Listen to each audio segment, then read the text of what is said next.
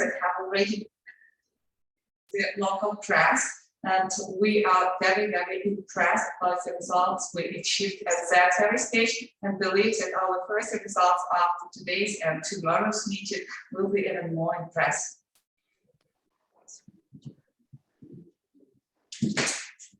Слушай, посмотри, Светлана Владимировна подключилась.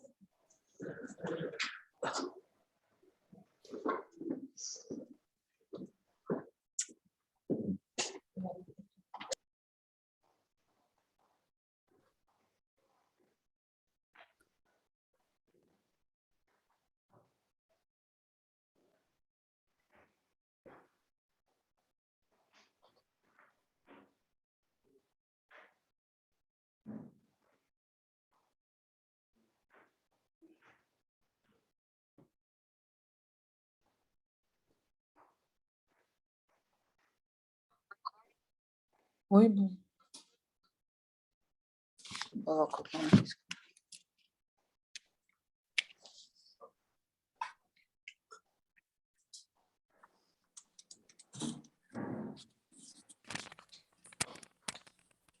Доброго дня всім. Good morning.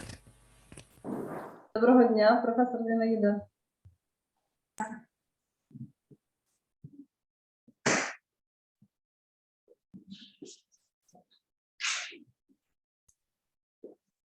Welcome, профессор Бирст. Что вы включили? Мы ничего не включили. Мы ничего ж не включили.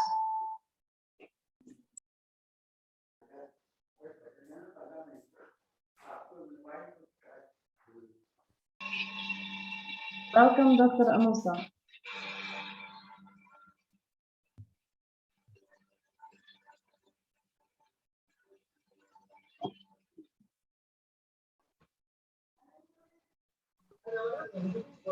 Ирма.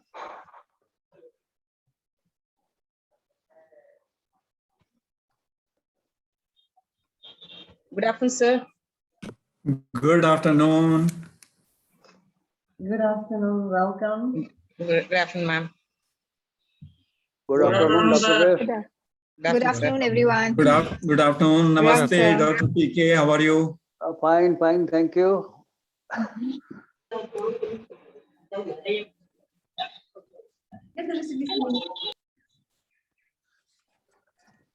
Good afternoon, sir. Good afternoon, Devika, Dr. Devika. Devika. Good afternoon, sir. Good afternoon, Dr. Devika.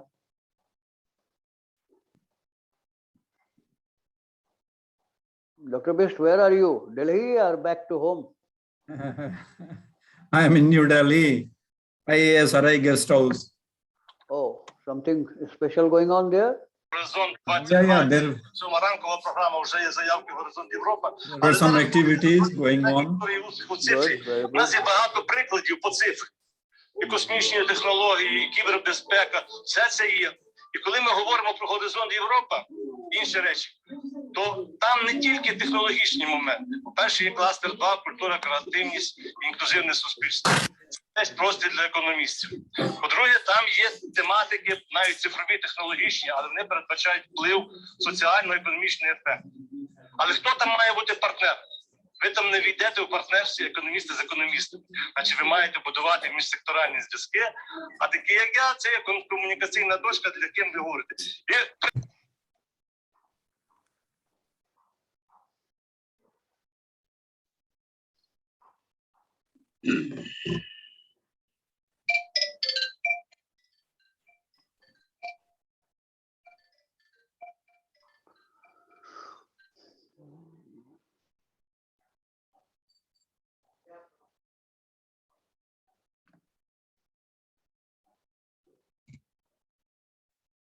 So, Dr. Pankaj, you are all set. Everything okay? Everything is okay, sir. Because control command is in hand of Professor Neena, Professor Dr. Devika, Dr. Natalia. They will Yes, have yes. everything. We are only spectators. Yeah, they are our commanders today. Yes. So Professor Neena and Professor Natalia, shall we start now? Or shall we wait? Just No, wait at 2 o'clock. Right, 2 sir. o'clock only. 5 Right, sir. minutes. We've got 5 minutes to start. Sure, ma'am. Yeah. Thank you.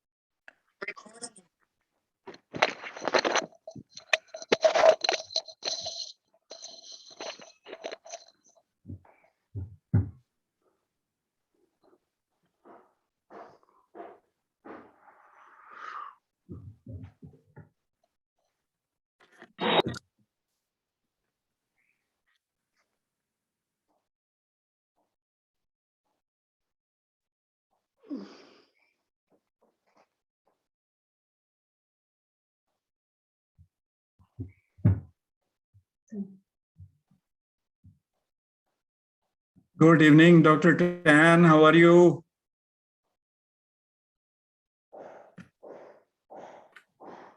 Thank you, President. Well, I'm fine. Thank you.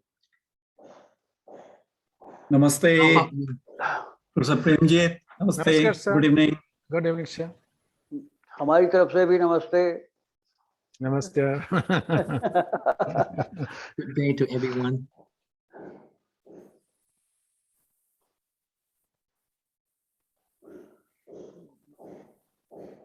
Two minutes and we are going to start. Raj Mandal, are you there? Yes, sir. Good. You have already joined? Yes, sir. I have joined, sir. Congratulations. Oh, thank you, sir. We are very grateful to our IT support.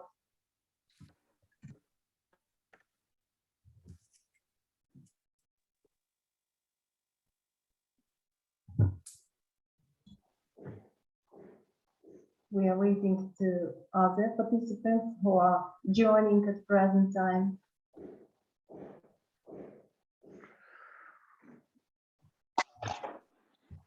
Hello, everybody. Hello. Hello. Hello. Good to see you. Good morning. Good morning. Good How are you? morning. Good morning. Good afternoon. Good morning. Yeah. Good morning, good afternoon. It's morning here. This time I am on the same hour with the place where the meeting is. I mean, with Yes. Ukraine. Oh, great.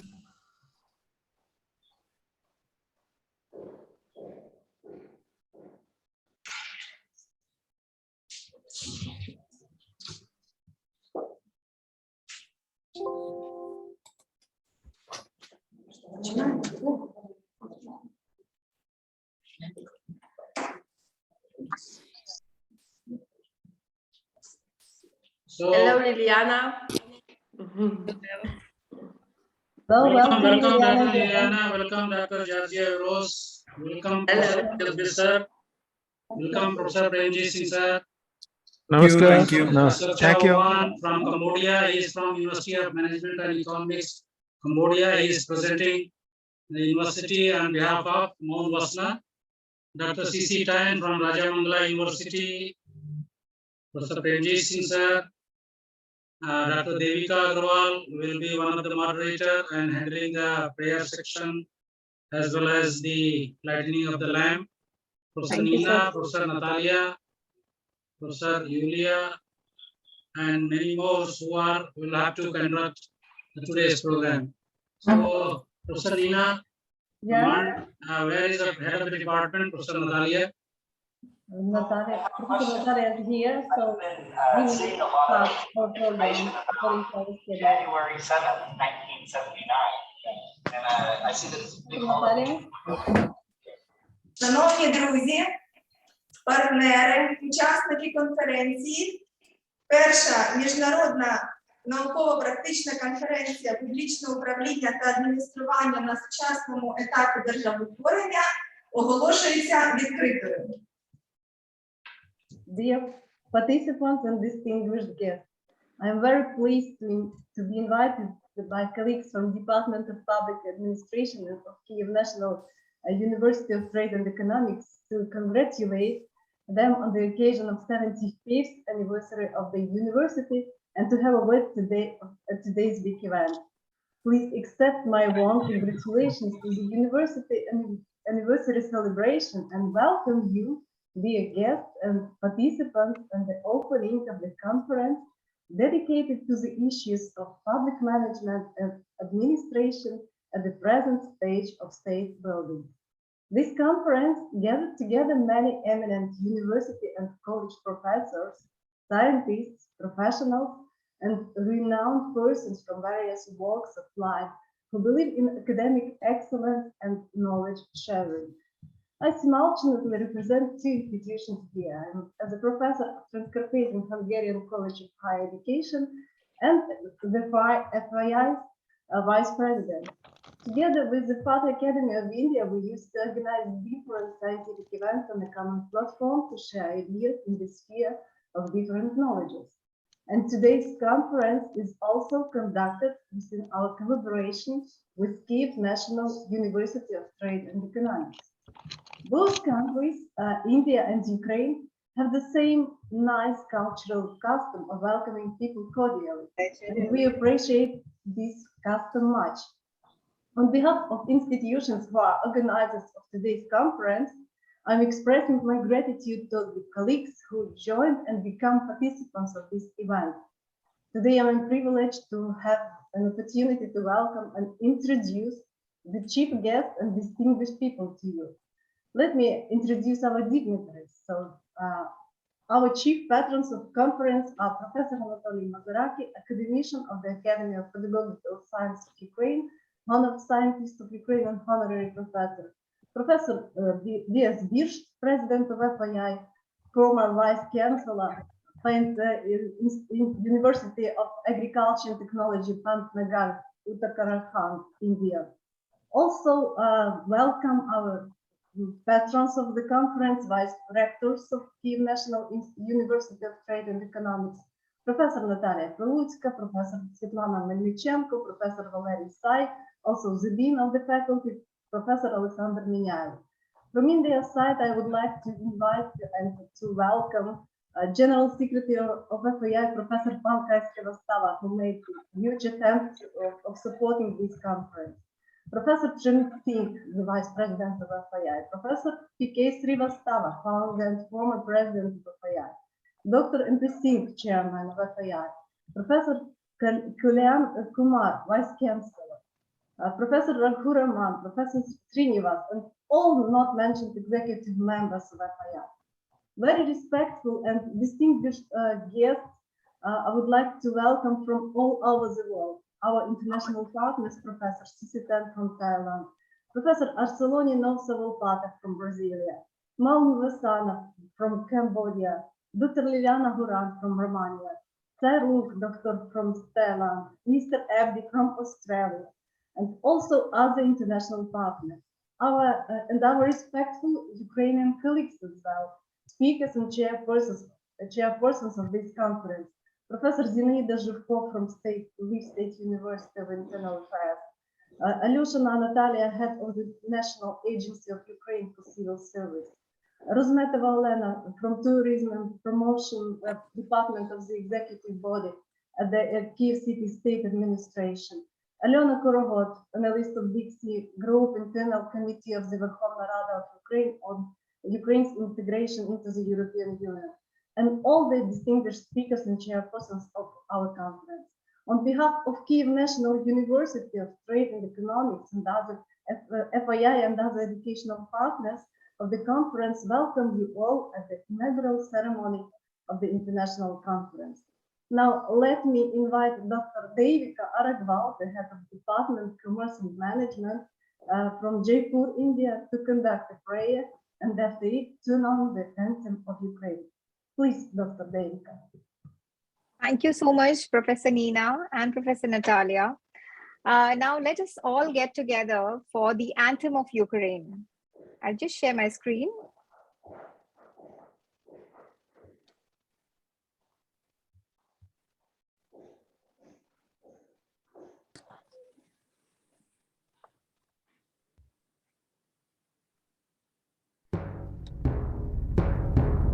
Ще не вмерла України ні слава, ні воля.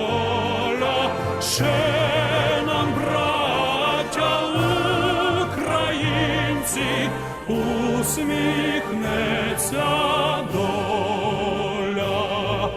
Згинуть наші вороженьки, як роса на сонці, запануємо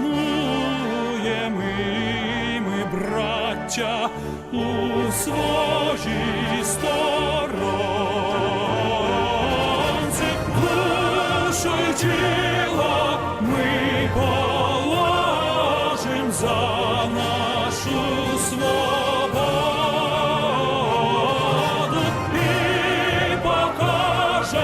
Що ми, браття козацького роду, душу й тіло ми положим за нашу свободу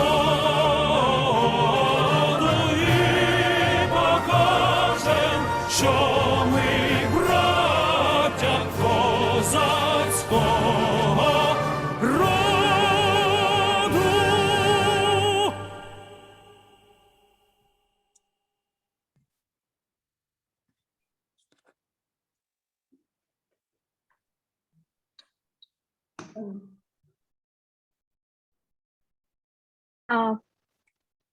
Light is a symbol of brightness and prosperity.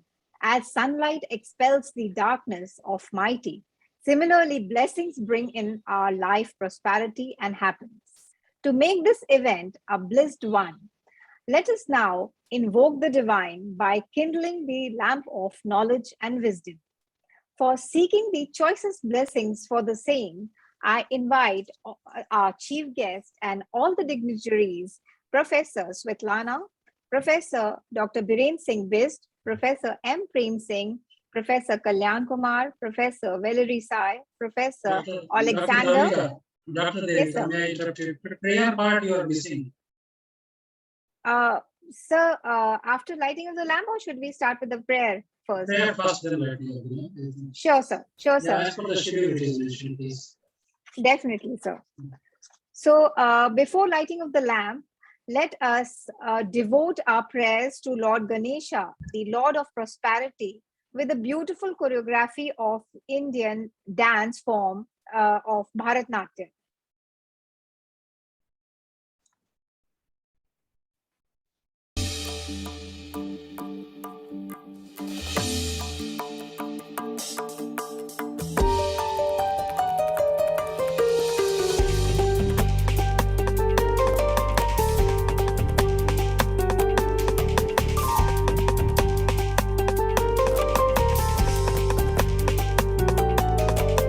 गणनायकाय गणदैवताय गणाध्यक्षाय धीमहि गुणशरीराय गुणमण्डिताय गुणेशानाय धीमहि गुण गुणातीताय गुणाधीशाय गुणप्रविष्टाय धीमहि एकदन्ताय वक्रतुण्डाय गौरीतनयाय धीमहि गजेशानाय भालचन्द्राय श्रीगणेशाय धीमहि एकदन्ताय वक्रतुण्डाय गौरीतनयाय धीमहि गजेशानाय भालचन्द्राय श्रीगणेशाय धीमहि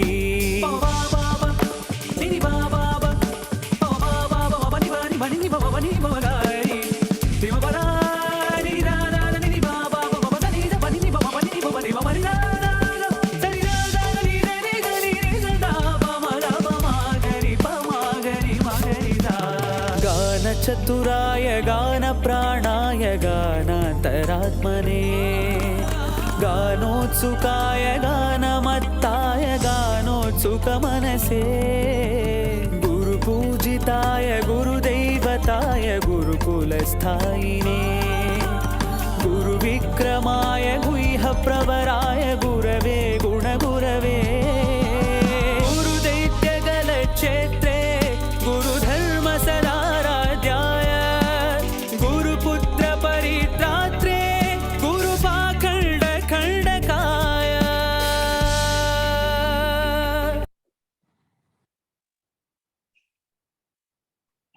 After this beautiful dance form to please Lord Ganesha, let us now once again come or get together for the lighting of the lamp. And for this, I invite our chief guest and all the dignitaries, Professor Svetlana, Professor Biren Singh Bist, Professor M. Premjit Singh, Professor Kalyan Kumar, Professor Valerie Sai, Professor Alexander, H.E. Muan Visana, Professor Chai Ching Tan, Professor Natalia, Professor Zinaida, Professor Nina, Professor Arceloni, Dr. Liliana, Professor Pankaj Srivastava, and all the dignitaries and the participants present here. Let's virtually light the lamp.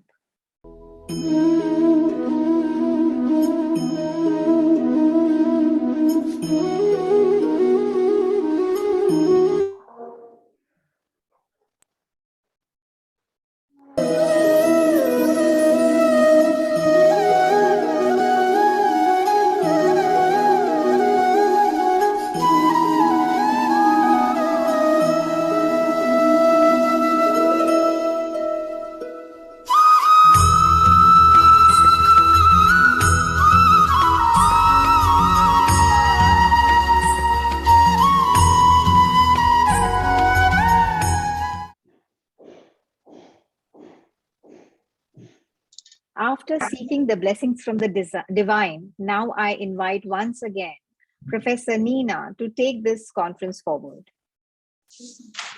Thank you, Dr. Devika. Thank you very much for your conducting. My pleasure, ma'am. Now, with great pleasure, let me invite to the greeting word Professor Svetlana Melnichenko, Doctor of Economics, Vice Rector in Scientific Work, Kyiv National University of Trade and Economics, Ukraine. Please, Professor Svetlana, ваше слово, будь ласка. Thank you very much. Доброго дня, шановні колеги. Дуже рада бачити всіх і подякувати за те, що знайшли і час, і можливість доєднатися до нашого заходу. And first of all, I want to greet every one of you and give really sincere words of thanks that you had found the time and possibility to join our today's event. Дозвольте передати щирі вітання учасникам і організаторам спільної конференції, присвяченої питанням публічного управління і адміністрування на сучасному етапі державотворення від ректора Київського національного торговельно-економічного університету професора Мазаракі Анатолія Антоновича, який особисто не може привітати, оскільки знаходиться на нараді в міністерстві. Let me give the more sincere words of greeting and congratulations with the beginning of this first conference of public administration from our rector, Anatoly Anatolyevich Mazaraki. Unfortunately, he can't be with us this time because he is in the Minister of Ukraine, but we believe that his words will give all of us the support we need and will let us make the best achievements during our session.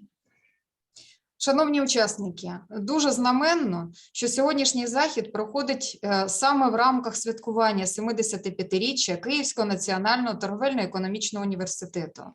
Саме університет є одним із лідерів економічної освіти України і разом із Науково-дослідницькою академією Індії створив сьогодні інформаційно-дискусійну платформу, яка об'єднала і науковців, і практиків із 10 країн світу і майже всіх регіонів України. І серед учасників представники державних органів влади і місцевого самоврядування, громадських організацій, бізнес-структур, наукових установ і закладів вищої освіти. Dear participants, it's a great that today we have 2 days. First of all, it is the date of our conference, and second, it is the anniversary of our university, 75 years of Kyiv National University of Trade and Economics. Our university is a leader for economic education in Ukraine, and we are proud to join on this platform with FAI of India, as well as 10 other countries all over the world, with all participants, scientists, practitioners, governments, representatives, and other business structures that are present here at our meeting.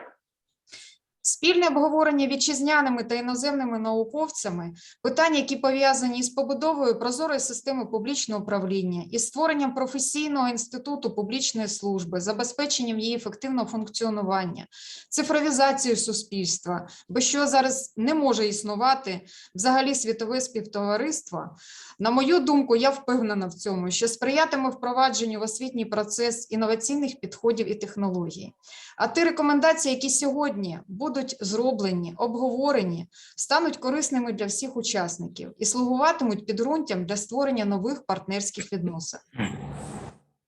I'm absolutely sure that today's discussion of very important and vital issues that are connected with the existence of the transparent system of public administration and creating the professional university of public administration services and as well as effective functioning will do the best and bring the innovations into the educational process, as well as technical innovations, digitalizations, and another the most powerful instruments of our days.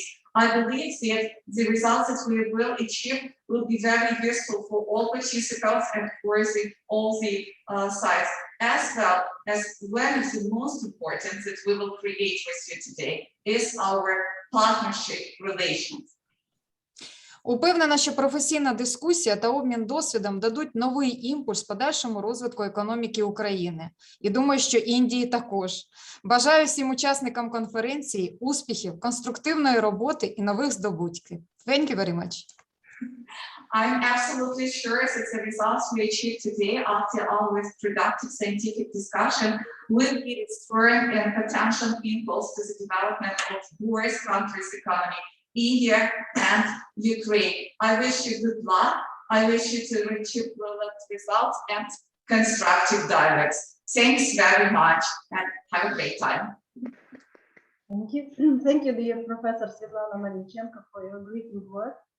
And now let me invite to the greeting word as well our Professor Birsh, the President of Father Academy of India, former Vice Chancellor, GB Pant University of Agriculture and Technology, Pantnagar, Uttarakhand, India. Dear Professor, the word is yours. Good morning, good afternoon, and good evening to all from different countries, my dear friends. We are extremely happy to have this very important conference webinar, though we could not meet personally because of COVID reasons, but I'm sure that all of us are recovering, all the countries are recovering fast from COVID-19. It is my great pleasure to first of all welcome our Honorable chief guest of honors, all the organizing team members, the speakers, and all others, those who have helped in organizing this particular important and very interesting webinar. Friends, it's always a pleasure to see you on screen. It will be more pleasuresome to see you physically somewhere, maybe Goa conference or Chennai conference or somewhere else. We are eagerly looking for more of interaction in future. The objective of this particular seminar have been, number one, to know and to discuss as to what is happening all around as far as the local self-governing systems are concerned, their strengths, their weaknesses, so that we could learn from each other for developing our own models of local self-governance, for which your institute, your university is dedicated.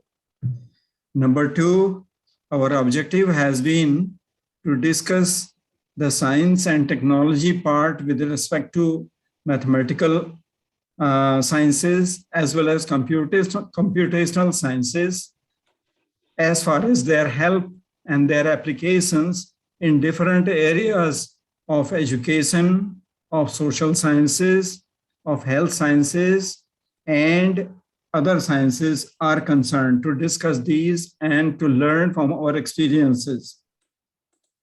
Number three, our objective has also been to discuss issues which are related to these topics so that we could know a little more in addition to whatever we know about different systems and how the science and technology, specifically the computational sciences and computer sciences, could be used for the benefit of our people.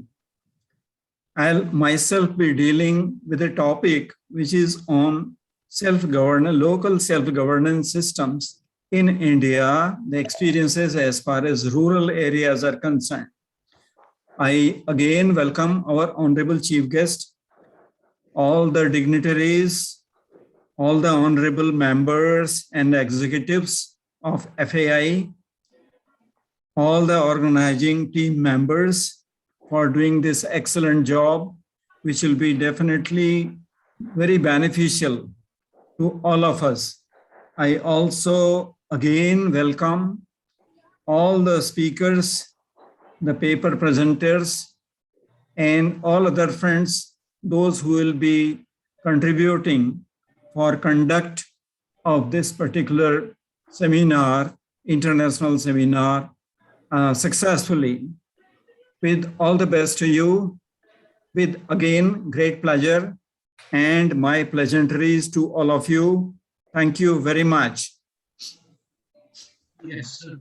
Thank you very much, dear Sir, Professor. Professor Nina, please, Professor Nina and Professor Lydia, please translate some of the message of Professor BS for our Ukrainian colleague, please.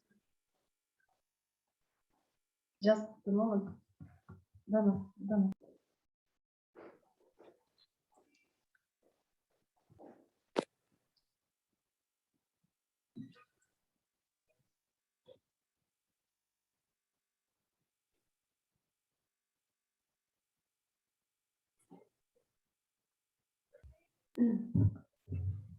I'm sorry, just some organizing moment. Let me translate a few words about what our president said. Шановні колеги, професор Біршт говорив про те, що якщо потрібно переклад, власне, я кілька слів скажу про те, що дуже гарно організована наша конференція. Дуже шкода, що ми не зустрічаємося офлайн, тому що є питання ковіду. Але ці речі, про які ми маємо обговорювати, це дасть хороший позитивний результат. Він в своїй доповіді буде говорити про ті наукові технології, які використовуються в Індії, зокрема для вдосконалення технологічних процесів в виробництві окремих спецій для Індії. але він розклав окремі позиції, які нам потрібно буде далі впроваджувати в життя. Тому я сподіваюся, що вам колеги там зможуть допомогти з перекладом. Я не розраховувала те, що мені прийдеться синхронно перекладати, і я могла би це зробити в порядку, власне, відразу в процесі доповіді. Тому дякую за розуміння. Ми так з пані Наталією організували трішки процес, що з перекладом трішки у нас не зовсім вийшло. Я дуже дякую за увагу. Дозвольте мені продовжити конференцію. Thank you very much, dear Professor Birst, for your words, for your greeting words. And actually, with the permission of respectful Professor Svetlana Melnichenko and Professor Birst, I would like to ask our IT support, Raj Krishna Mandal, to release the conference proceedings. Дуже велике прохання. Із дозволу професора Світлани Мельниченко та професора Біршт я попросила IT підтримку запустити реліз збірника матеріалів конференції.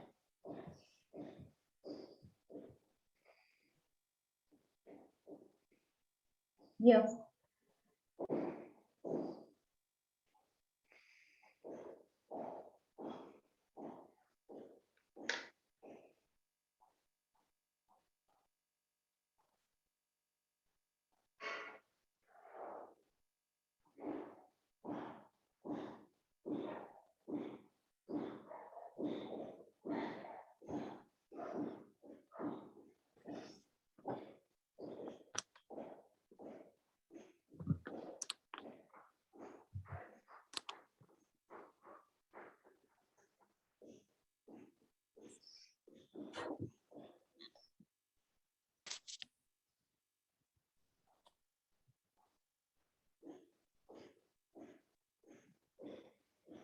Thank you very much, dear Raj Krishna Mandal.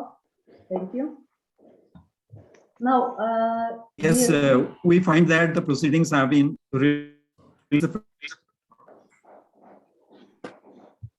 proceeding for all. Yes, we find that the proceedings have been. Congratulations to the team, those who have prepared, the editors, the authors, the printers, publishers, and all. It's a beautiful work completed, so congratulations to all. Thank you, dear Professor Birst. Професор подякував за організацію, за публікацію цих доповідей. Все зроблено дуже гарно і, власне, він дозволяє, як президент академії, запускати цей матеріал. Now, we'd like to invite patrons, our convenience, and organizing secretaries to say a few words of greeting. So I would like to ask for a few words, Professor Zhelitsky. Please, Professor. Thank you, Professor Nina. Good morning, good afternoon, good evening to everybody. Honorable chief guest, President and General Secretary of FAI, patrons, organizers, members of the Executive Committee, as well as Advisory Board, all the participants from different countries. In my opinion, the pandemic cannot stop the FAI activities. Rather, we are more active during the COVID-19 pandemic. And the economic, cultural, and spiritual progress of the society depends on public administration. Good governance is in times of crisis is the need of the hour. As you know, the conference is designed with many important sub-themes, out of which the sub-theme, public management in economic processes during the COVID-19 pandemic, I consider the most important in the context of present crisis across the globe. As you know, the entire world is under the threat of COVID-19 for the last nearly 2 years, causing thousands of casualties and imposed significant restrictions on the socio-cultural life of the population and radically changed the trends of the global economy. That is why the present international seminar, jointly organized by the Kyiv University of Trade and Economics, Ukraine, as well as Further Academy of India and other big organizations, it is the need of the hour.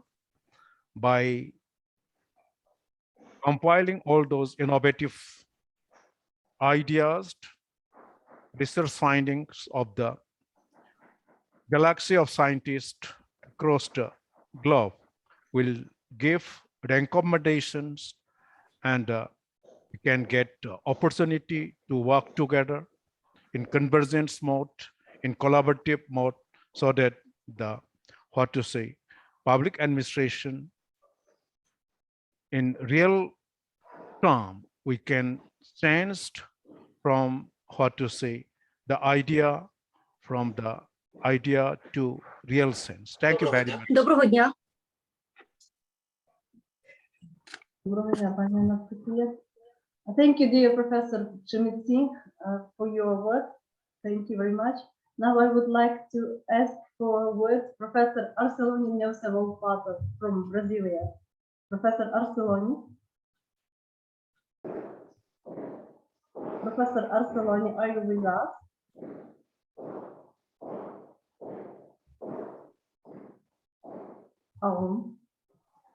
Okay, maybe some technical problems with connections.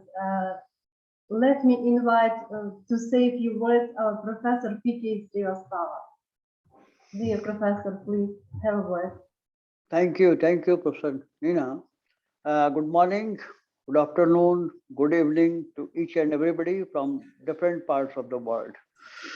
I was noting the occasion, the contents, the 75th anniversary, that means 2/3 of a century, big achievement of the prestigious university, Kyiv National University of Trade and Economics. The keywords of today's webinar, very important. Public management and administration, 1, 2, state building, and 3rd, at the present stage, very beautifully correlated. Let me tell you one thing. Professor Premjit mentioned about the corona. I'm sharing with you today, India have achieved the target of 1 billion vaccination completed. 1 billion vaccination completed in India, the largest number. It's a big day for us in India. Thanks to the government and all those people who are involved in this high prestigious issue. FAI has been doing wonderful achievements, organizing especially our webinars, seminars, conferences for sharing of the knowledge on the contemporary issues. Again, a matter of pleasure, 10 organizations almost, including the Kyiv National University, the Ministry of Education, Science of Ukraine, the National Agency of Ukraine for Civil Services, then others, Ukrainian institution, Cambodian institution, they have joined, and a galaxy of these speakers.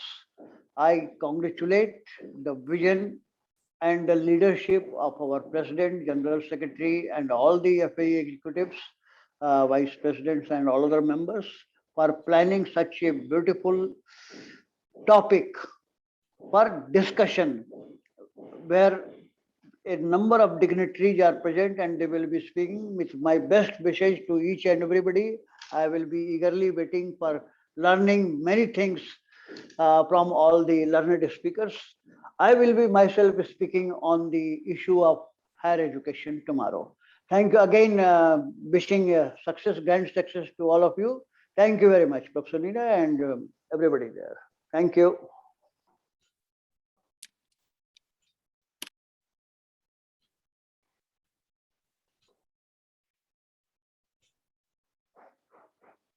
У вас вимкнено мікрофон. Ніна, вимкнений мікрофон, Ніна. I'm so sorry. Thank you very much, dear Professor P.K. Srivastava, for your words. And let me invite our next speaker to say a few words, Maun Vasana, or maybe as I understood on behalf of his name, Professor Stokchi, you are. Won Sukchoa, please. Won Sukchoa from Cambodia. He is present. His window is closed. Won is present here, but He is present here, but his window is so far. His window is open. Okay, please continue with. okay. So now let me invite to say a few words our Professor Зінаїда Живко з Львівського університету внутрішніх справ. Зінаїда Богданівна, вам слово, будь ласка. Дуже дякую, професора Ніна. Шановні колеги, перш за все, дозвольте привітати від нашого університету, від нашого керівництва, всіх учасників даної конференції, через те, що питання, які сьогодні піднімаються, вони дійсно дуже актуальні, і вони принесуть як Україні, так і Індії певні результати. Наші наукові з вами здобутки завжди будуть якимись певними, скажімо, лініями перетинатися. Через те я всім дякую і бажаю плідної праці. Пане Володимир, будь ласка, перекладіть. Professor Nina says that first of all, she wants to tell about, to congratulate all participants from our management of our university and to wish a good collaboration for you. And Professor Nina hopes that all our ideas from India and from Ukraine will make a great contribution to science, and wish you a good day and a good event. Thank you very much. Thank you, dear Professor Zinaida and Professor Volodya. Thank you for translation as well. Thank you for your words, kind words to our participants. And also let me invite our participant and our very active member of FAI, Dr. Liliana Guran from Romania. Dr. Liliana, your word, please.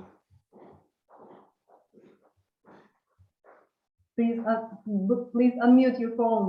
Okay.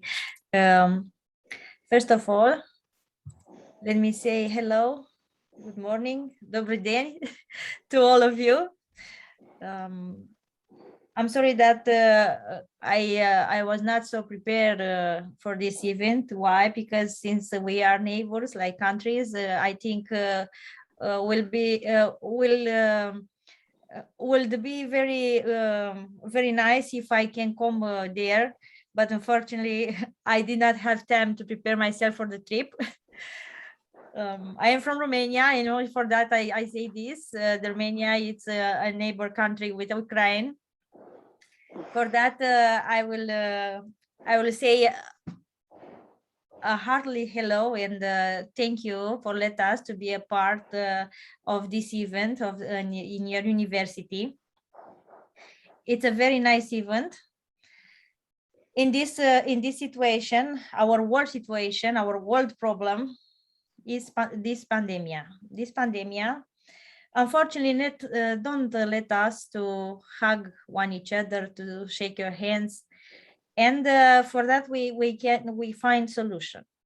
Unfortunately, our economy, global economy, when we say economy, we don't refer us to one country. All the countries have the same problem. The economy have problems. For that, this event, this conference, come like an answer or like an event where we discuss ideas, we share knowledge to find solutions for all around the world. Then we are the servants of the knowledge. Here in this important event, we try to find common solution to release economy, our economy. Then we are a team, we are an international team, and let us find good solutions today and for the next days. Thank you for all the efforts. Thank you for the University of India. Thank you, Federal Academy of India. Thank you to the organizer. And I know that today is the first day of a great job and a great sharing of knowledge. Then good luck to the participants and all the best for all the teams. Thank you, dear Liliana Duran. Thank you for your work. Also, we have actually our participants from Brasilia, but we have Maria Emilia Camargo. Maybe we would like to ask Maria Emilia Camargo to say a few words to our participants. Dear Maria Emilia.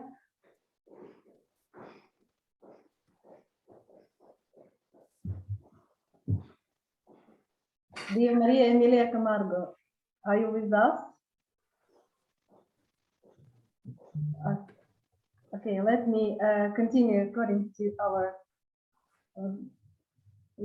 I would like to ask to say a few words, Professor Sisi Thakur, to say a few words. Professor. Okay. Yeah. Thank you, Professor Snida. Welcome, everyone, the dignitary, chief guest, and honorable members, patrons, and conveners, advisory and organizing board members, and the participants and speakers to the two days international conference on occasions of 75th anniversary of Kyiv National University of Trade and Economics. Myself is associated with one of the co-hosts, Raja Mangala University of Technology, Thailand, a private university. And we are honored to co-host this international conference. Reputable hosts are the Ministries of Education, as we has already said, Ministries of Education and Science of Ukraine, Kyiv National University of Trade and Economics, Federal Academy of India, National Agencies of Ukraine for Civil Service Affairs, Uzorod National University, Fact-Based University Center, Brazil, Silesian University of Technology, Grivizot, Poland, Ferenc Ravok Transcarpathian, Hungarian College of Higher Education, Beravugova, Ukraine, and University of Management and Economics, Kampong Cham, Cambodia. Our two-day conference main theme is public management and administrations at the present stage of state building. Our world is constantly facing VUCA, meaning volatile, uncertain, complex, and ambiguity challenges. And in this broad environment, public management becomes a key enabler for business success and quality of life in our society, including ecological healthiness. So the issues and expectation the public services need to consider becomes very complex, and new ideas and technologies they need to incorporate becomes urgent, and so on. With the co-creating spirit and efforts of the host and the co-host, this two-day conference will bring state-of-the-art knowledge to address today's state building and into the next frontier. Once again, we welcome and thank all the participants and wish all of us having a productive, constructive, valuable, and joyful participation. Looking forward to the creativity, practical demonstrations, and academic presentation in the disciplines of public management and services. Thank you very much. Thank you very much, Professor Cheching Tan. I must say that Professor Cheching Tan is a foreign secretary of Federal Academy of India. He represents Ratanakosin International College of Creative Entrepreneurship, Raja Mangala University of Technology, Ratanakosin from Thailand. And he works hardly, and he is very active, really member also of Federal Academy of India. Thank you very much, Professor. Now I would like to ask to say address of guest of honor, our Professor Kalyan Kumar, Vice Chancellor Sunrise from Sunrise University, Rajasthan, India. Dear Professor Kalyan, I would like to invite you to say a few words. Thank you, Professor Nina. Ladies and gentlemen, it gives me immense pleasure to be a part of the important international conference being organized on the auspicious occasion of 75th anniversary of Kyiv National University of Trade and Economy, Ukraine. I also feel proud and privileged that I have been given this honor to speak something on a very burning topic, what is public management. And ultimately, it leads to the governance system. Looking into the pandemic situation, although many people have shared their viewpoints, I have also something to share with you in this forum. We have seen the hardship. Even I was looking into the World Bank report, which was published in March 2021, which said that the poverty estimates, global poverty estimates, had been continuously coming down until 2019. But it is believed that in the year 2020 and 2021, the poverty estimates will go up. The exact picture is not clear, but it is indicated that the poverty estimates will go up. That means many people have been facing hardships more than what they were facing earlier. And this is a real challenge for us to debate on a theme called public administration, what is rightly chosen by your university. And I'm sure debating all the pros and cons will definitely bring us to some consensus, to some solutions, whereby the international community will be able to fight more effectively with poverty alleviation issues. Coming back to India, because I have been working for the grassroots level problems through various resources, various means, various forums. And what I find, because our problems are totally different. We have 70% people living in rural areas, and there are some areas where a person has to walk 24 hours, almost a day. He has to walk to reach to the village. I mean, the roads are not available, resources not available, even food supplies not available. And I can imagine the hardships. I have seen the hardships.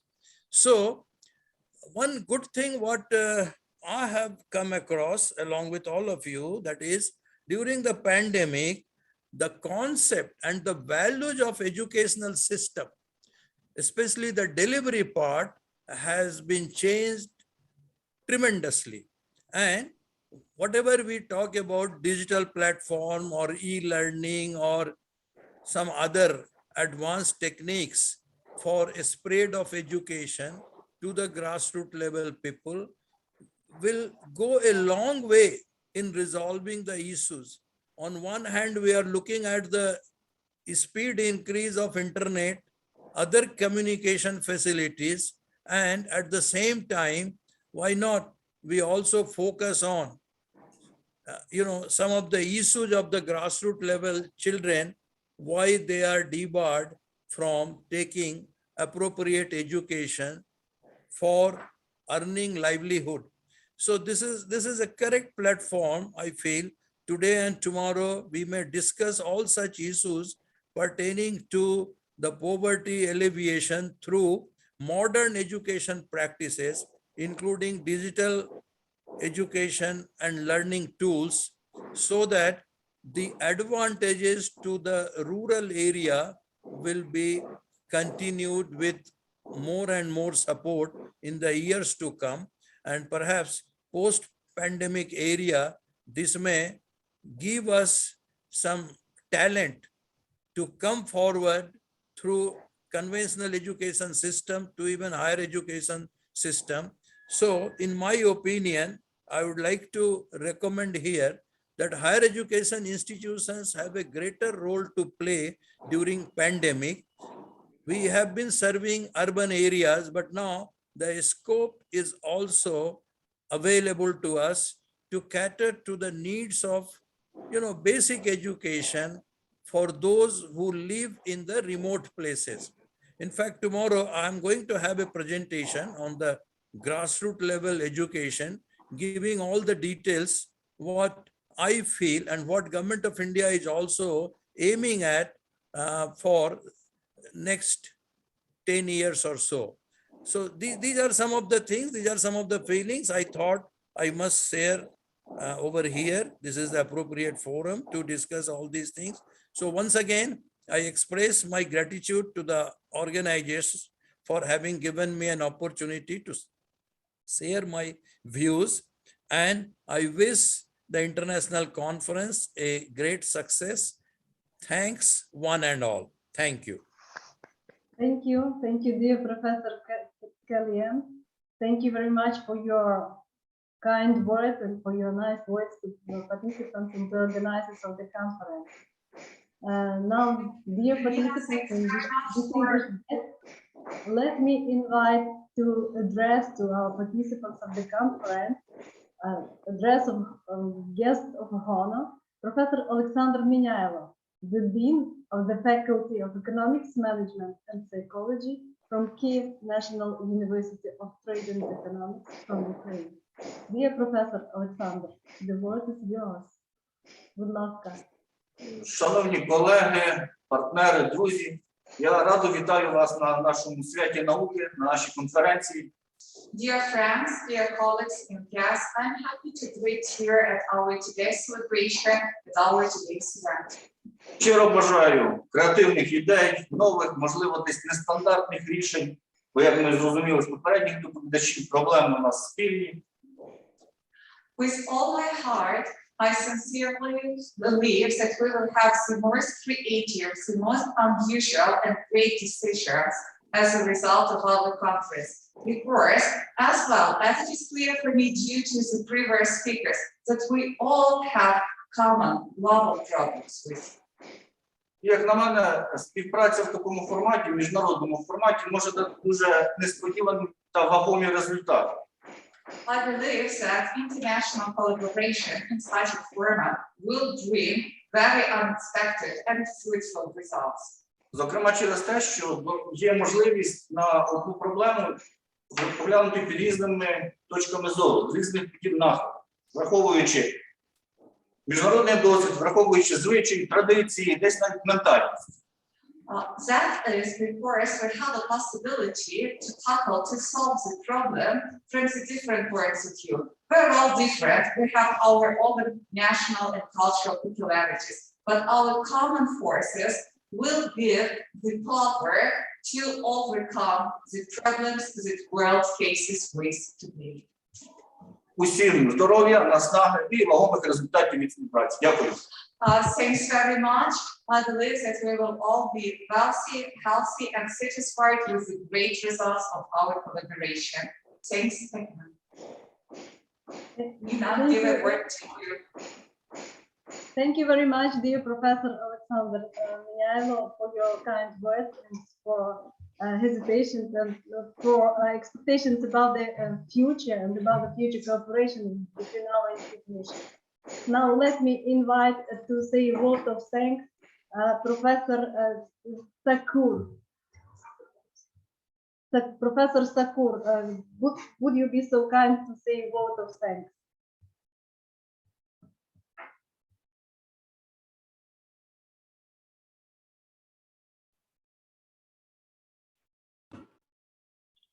Yes, Professor Thakur, sir. Yes.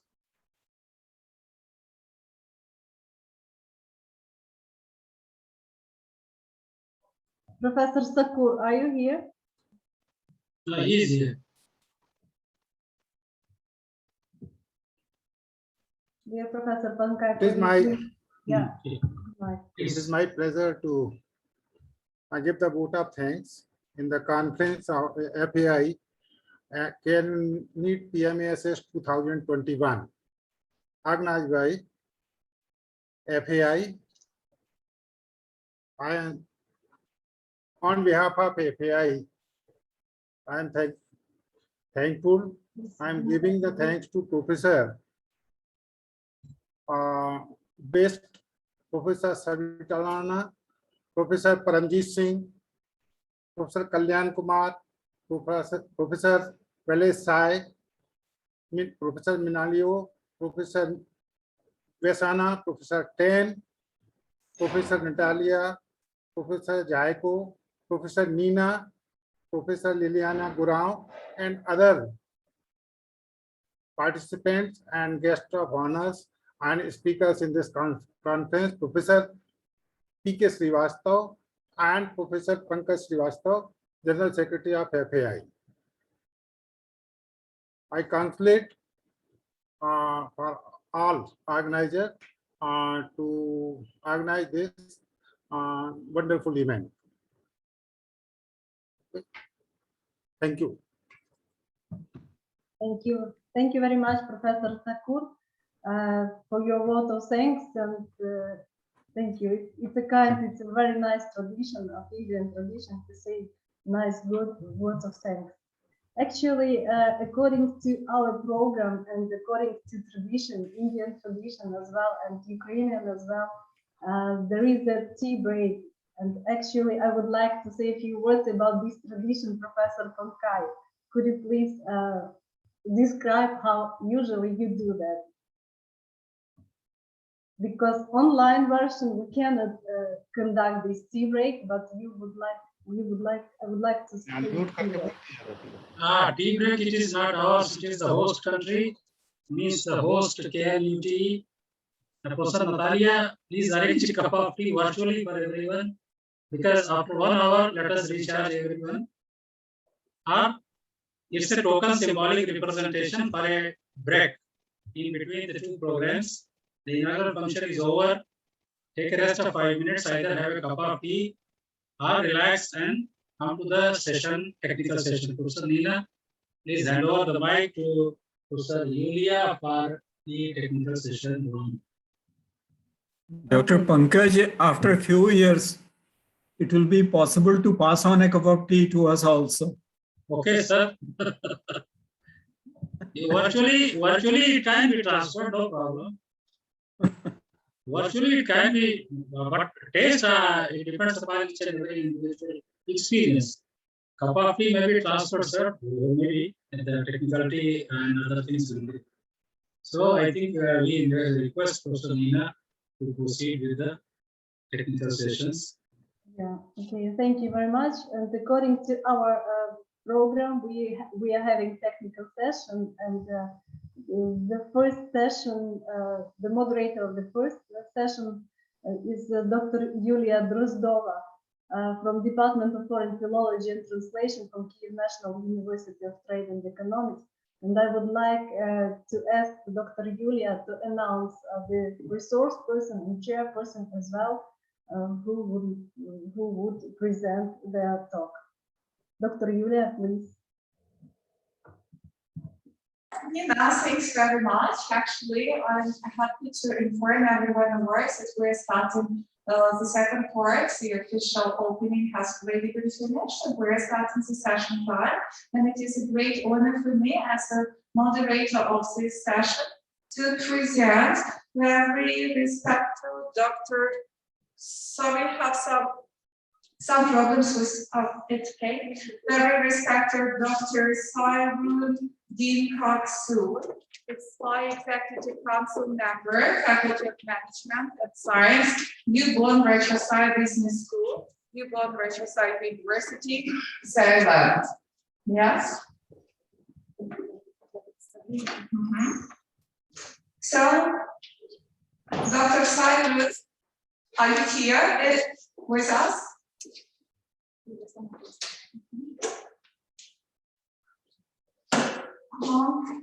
Trying to find out our best technically I can't see Dr. Simon with us right now. That's why I will take responsibility for myself. With all my respect, I'm giving a word to Razmetova Olena, Chief Specialist of the Department of Organization of Tourist Activities, Department of Tourism and Promotions of the Executive Body of the Kyiv City Council of Kyiv State Administration, PhD in Public Administration, Associate Professor, Razmetova Olena. The title of her report sounds as Global Trends in Public Recruitment, a Place and Prospects for Ukraine. In a few minutes, we will have the presentation, I believe. So, Olena, you're welcome. Thank you. Шановні пані та панове, вітаю вас на сьогоднішньому заході від управління туризму та промоції Київської міської державної адміністрації. पहले number को बताया तो schedule change हुआ था और हमने WhatsApp पे share भी कर दिया।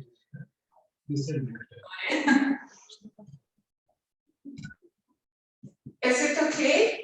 Oh, is it okay? Maybe start. I think that technically everything is okay, as well as we are making our conference through so many 10 countries are with us. That's why we may have some problems. Sorry for this, but the lyrics that once again, sorry, Razmetova Olena, you're welcome. Yeah. І так, продовжити. Від управління туризму та промоції Київської міської державної адміністрації хочу привітати Київський національний торгівельно-економічний університет з річницею, подякувати за запрошення до сьогоднішнього мероприємства.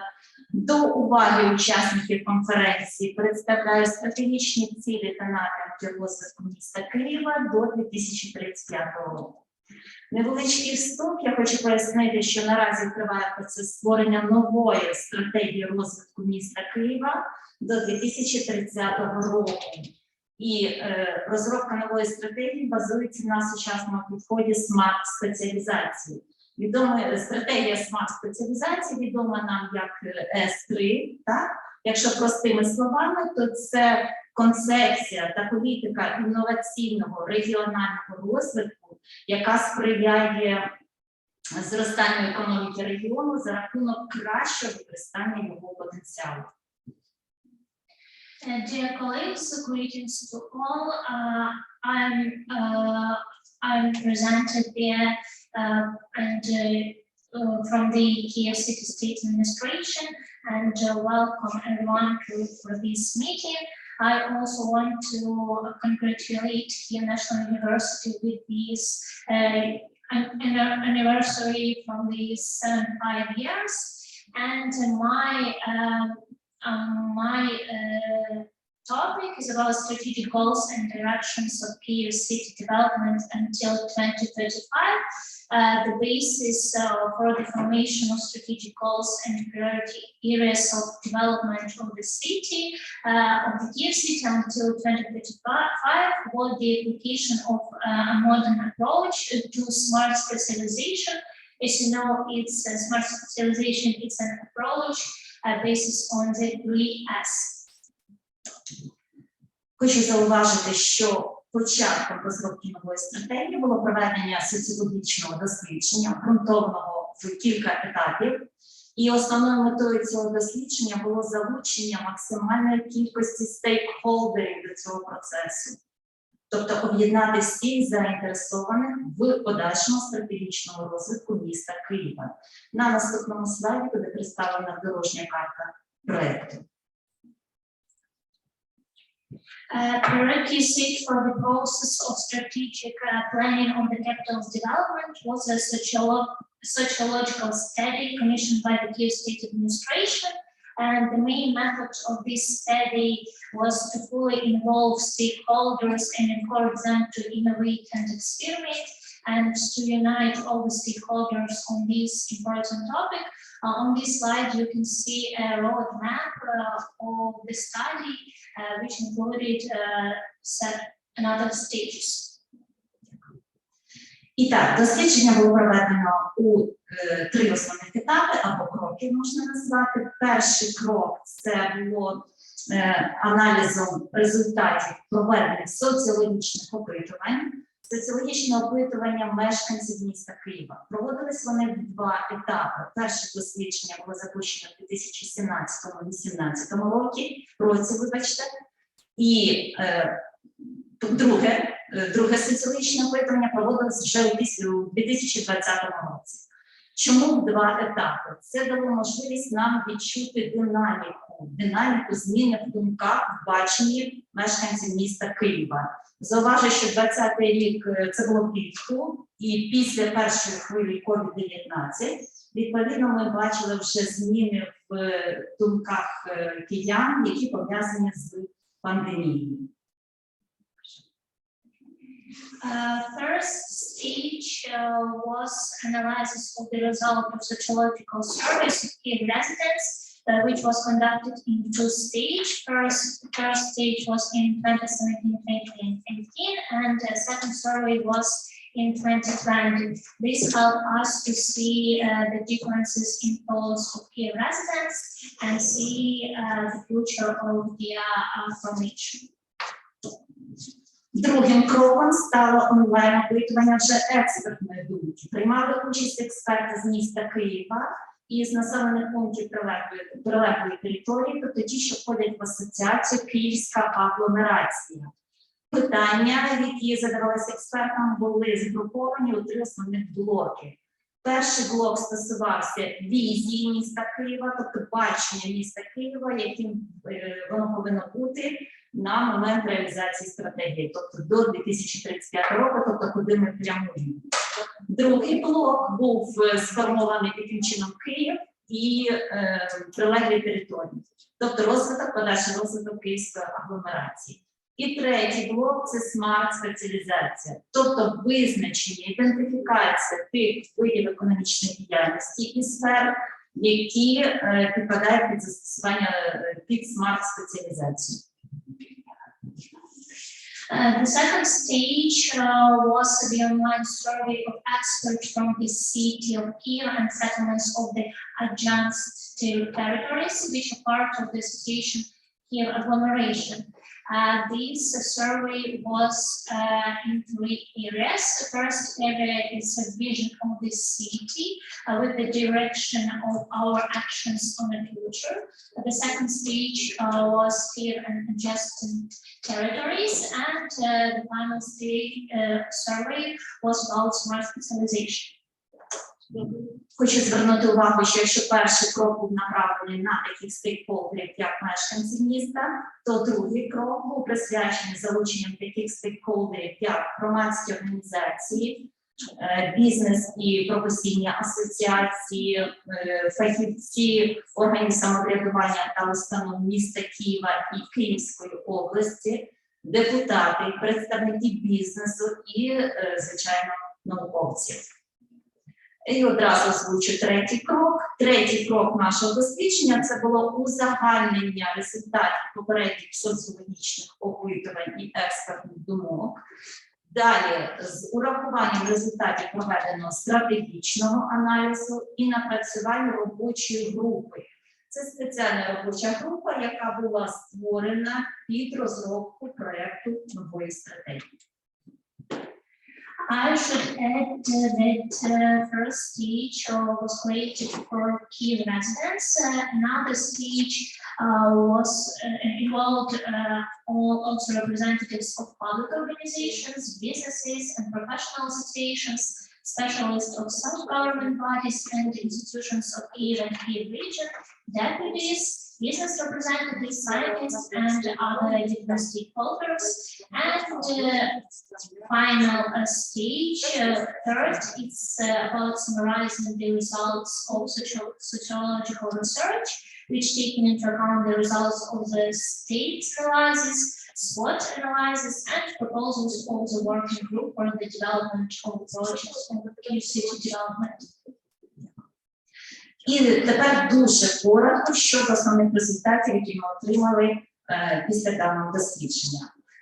Що стосується сфери видів економічної діяльності, які були обрані експертами, найбільше визначено, що найбільший вплив на економіку Києва все ж таки здійснює такі види діяльності, як комп'ютерне програмування, консультування та пов'язані з ними види діяльності, і виробництво фармацевтичних препаратів та матеріалів. Значним експортним потенціалом володіють такі види економічної діяльності, як знову ж таки комп'ютерне програмування, консультування та пов'язані з ними види діяльності.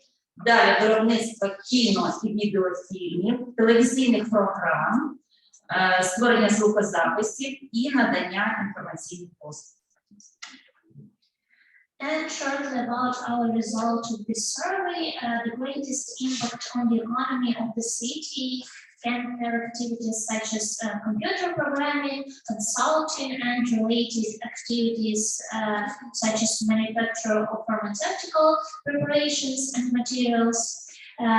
The export potential will be demonstrated by the following types of economic activities, such as computer programming, also consulting and related activities, such as production of motion pictures and video films, television programs, publishing of sound recordings, and provision of information services.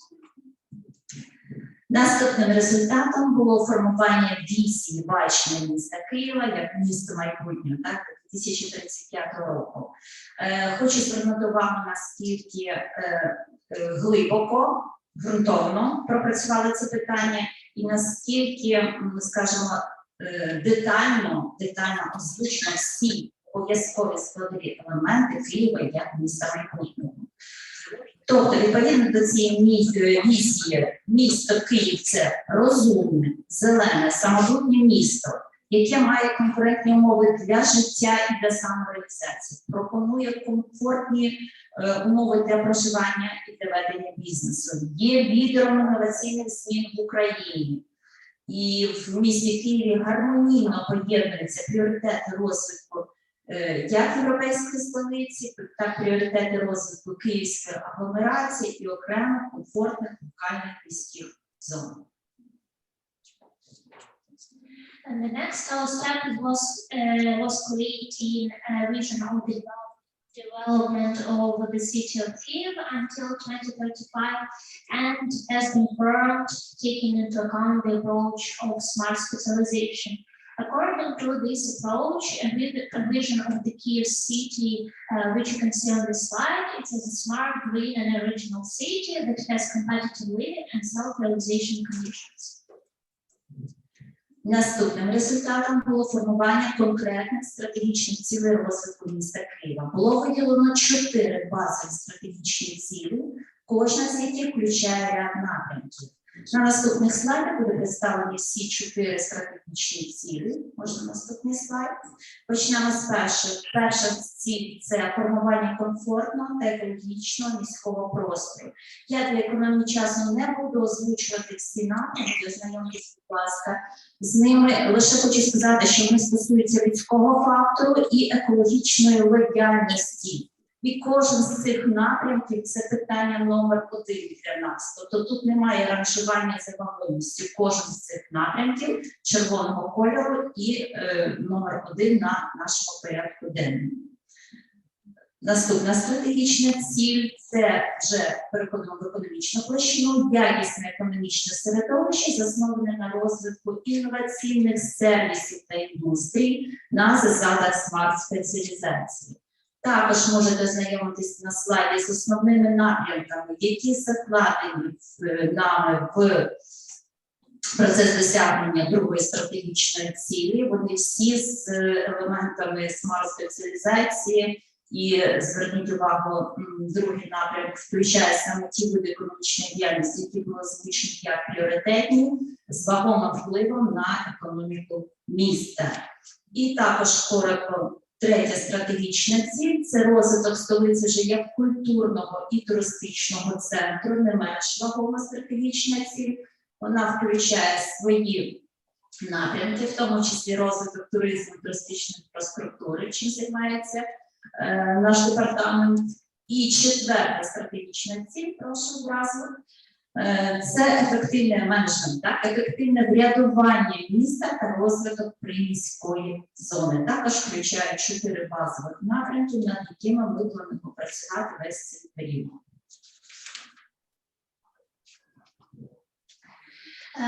Next steps was creating strategic goals, which provided some another actions for our actions in the future. First strategic goal, the next slide, is formation of comfortable and ecological open space. You can see our actions on the right of this slide. But these actions was human-based and with the ecological factor on the future. The next strategic goal is about high-quality economic environmental based on the development of innovative services and industries on the basis of smart specialization, on which we are working on. The next strategic goal 3, it's about development of the capital of Ukraine as a cultural and tourist center in what we are in the Kyiv state administration working on. And the next strategic goal, it's about effective city governance and suburban development. Наступний слайд, будь ласка. І, звичайно, я не можу не поглибитись трошки у свою сферу, то хочу представити вам Київ туристичний, перспективні напрямки подальшого розвитку туризму в місті, враховуючи стратегію 2035. На наступному слайді, будь ласка. На даному слайді коротко представлено 2 базових напрямки, які ми виділяємо для розвитку туризму в місті Києві. Кожен напрямок має свої завдання, які допомагають досягнути або реалізувати даний напрямок. На наступному слайді, наступний. На послідуючих слайдах ви можете бачити кожен з цих напрямків, і буквально в 3 словах я характеризую. Перше – це просування міста Києва як туристичного центру, шляхом реалізації комплексу маркетингових заходів та розвитку туристичної пропозиції. Більш такий промоційний напрямок і генерування нового туристичного продукту. Завдання, які ми вкладаємо в цей напрямок, це популяризація туристичного потенціалу нашого міста та його бренду, шляхом участі у виставкових міжнародних та інших піар-заходів в Україні і за кордоном. Я розумію, що це далеко не інноваційний напрямок в промоції, але це саме той аспект, який повинен проводитись систематично, тобто систематичність цього заходу, вона дає результат з часом. Наступний захід – це реалізація іміджової політики, будь ласка, реалізація іміджової політики міста як туристичної столиці. Тобто ми позиціонуємо Київ як туристичну столицю європейського рівня. І третє завдання – це розвиток сучасних видів туризму, по яких буквально кілька слів на наступному слайді. I would like to present you the project Kyiv Touristic. It's a prospective direction of development according to Kyiv City Development Strategy until 2035. On this slide, you can see 2 main operational goals and tasks on what we are working on. The next slide demonstrates first direction. It's the promotion of Kyiv as tourist center through the implementation of a set of marketing activities and development of tourist offer. The first task, develop tourist potential and brands of the city by participating in international exhibitions and other events in Ukraine and abroad. The next task concerns implementation of the city's image policy as a tourist capital on the European level. And the third task concerning development of modern types of tourism. Наступний слайд, будь ласка.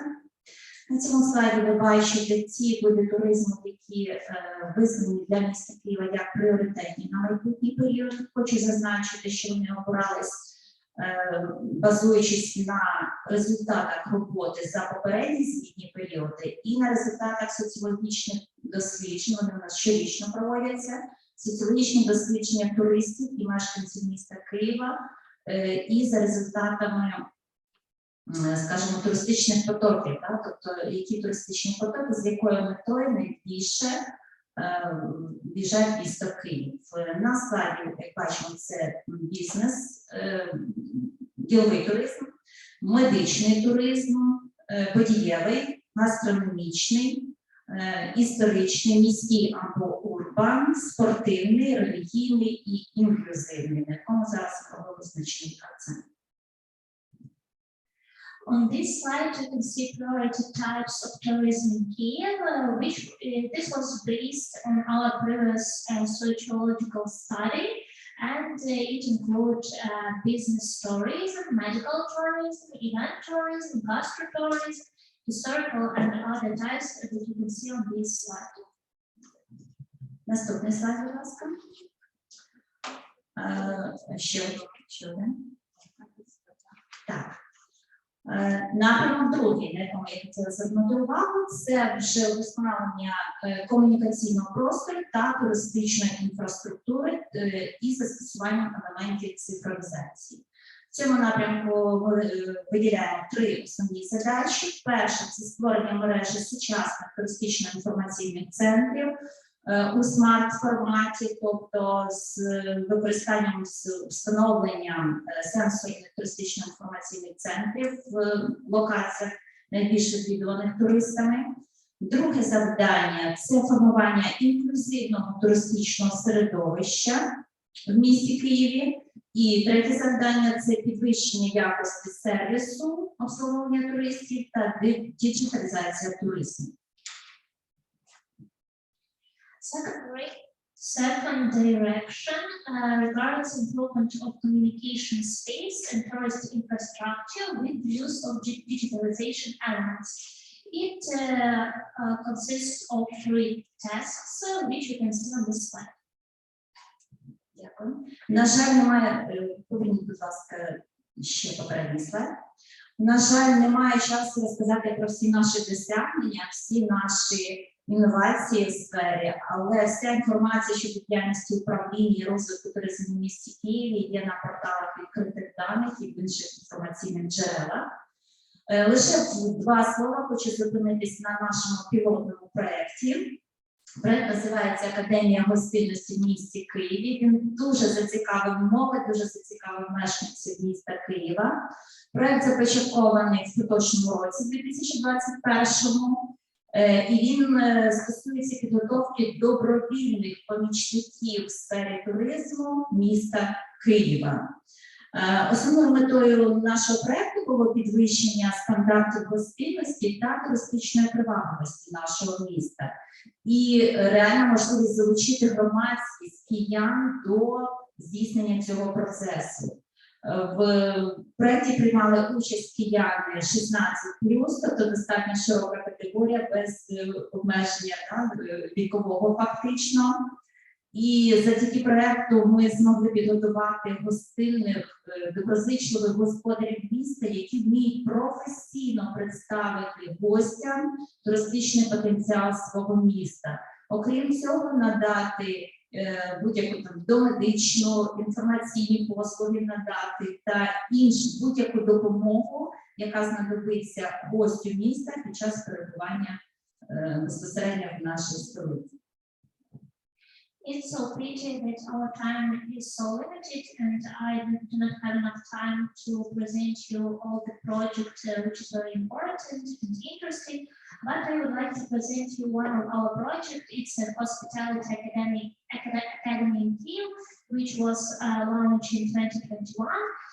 This is the first project in Ukraine to train volunteer assistants in the field of tourism in Kyiv, which aims to raise the standards of hospitality and tourist attractiveness of Kyiv by involving the public in active cooperation in tourism, training, and friendly atmosphere.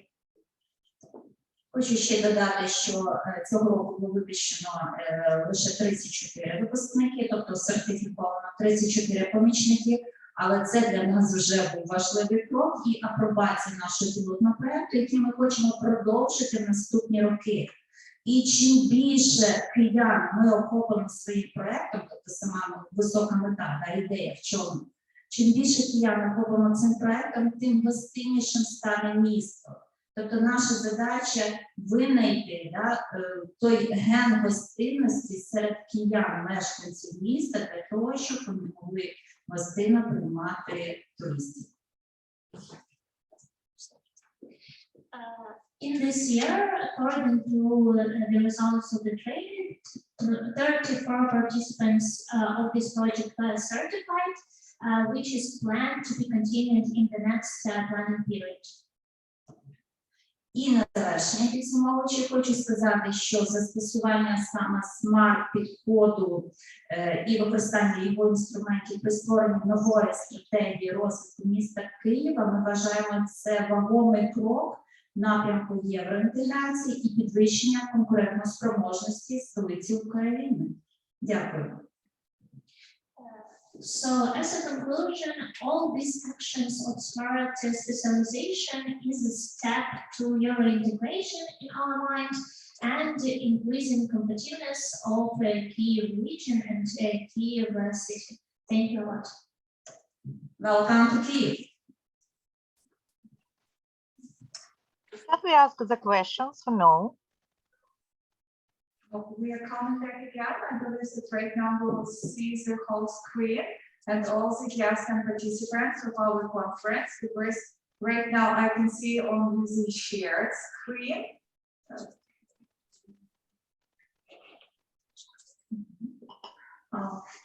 Coming back to here, so first of all, I would like to say thanks very much to Dr. Alona Razmetova. I think that ideas presented by her. They One word I would like to share. One more time, yeah. Okay, I'm trying. Yeah, one of it's okay right now, sir. A wonderful presentation was made on the tourism and related issues. So I would like to ask the fellow colleague to connect with our FAI Executive Council member, Preeti Srivastava, who is the Director of Tourism of Uttar Pradesh government. That will be a beautiful collaboration with the Ukrainian and Indian counterparts regarding the tourism promotion related activities. If it is possible, please share your email so that I may ask Preeti Srivastava to contact you for the tourist promotion schemes and tourism promotion related activities, especially with Uttar Pradesh, the state where we are staying. Thank you. Yeah. Allow me a small. Yes, sir. Pankaj, Yes, sir. if kindly allow me just a small query. Please, sir. It appears that it is in the direction of developing Kyiv as a smart city, wherein the people are very important, and then they are provided with the facilities all around in close vicinity, as well as taking care of almost all the aspects of human life for making it better in quality. Congratulations, it's a great effort. And how much has been done, and the kind of problems that are faced. Maybe that in your paper you can highlight, may not be right now. And there are similar efforts going on almost all over the world, wherein the objective is to improve leisure time, and then rather increase it, and then the productive time of the people, so that they are more efficient, plus at the same time to have the quality of life, rather better quality of life. Thank you, excellent presentation. Thanks very much for sharing the ideas of smart cities. We believe that all the information that was presented by Professor Alona will maybe implemented to different cities, to different capitals, capitals of the world, not only It is connected not only with our capital city Kyiv, but all these structures, all the ideas may be implemented to any capital of any world country. And right now, I'm very sorry because of lack of time a little bit. I have a great honor to present Professor Natalia Novikova, Head of the Department of Public Administration at Kyiv National University and Trade and Economics. Natalia, the word is. Thank you. Шановні друзі, колеги, я з великою повагою та вдячністю за співпрацю хочу зараз представити наступного нашого доповідача. Це Наталя Алюшина, голова Національного агентства України з питань державної служби. Це є центральний орган виконавчої влади, який забезпечує і формування, і реалізацію державної політики в сфері державної служби. Це наш давній партнер університету, це холдер наших освітніх програм. Тому Наталя Алюшина, ви на зв'язку з нами? Наталя Алюшина? Так, I am here, yes. Бачите, зараз перекладемо для наших шановних учасників. So my next participant is our world friend. It is Alyushina Natalia, Head of the National Agency of Ukraine for Civil Services, PhD in Psychology, Associate Professor. Natalia stressed that it is not only our strategic partner and co-director and participator of all these scientific events, but it is also our close friend. And it is a great honor for us to present Natalia with these. She will share with you some ideas about organizational culture of the civil service and the impact on staff involvement. So, ladies and gentlemen, please welcome Natalia Alюshina. Thank you. Thank you. I am pleased to welcome all of you at this event. Thank you very much for the invitation. I am happy to have an opportunity to share our experience and some thoughts during this conference.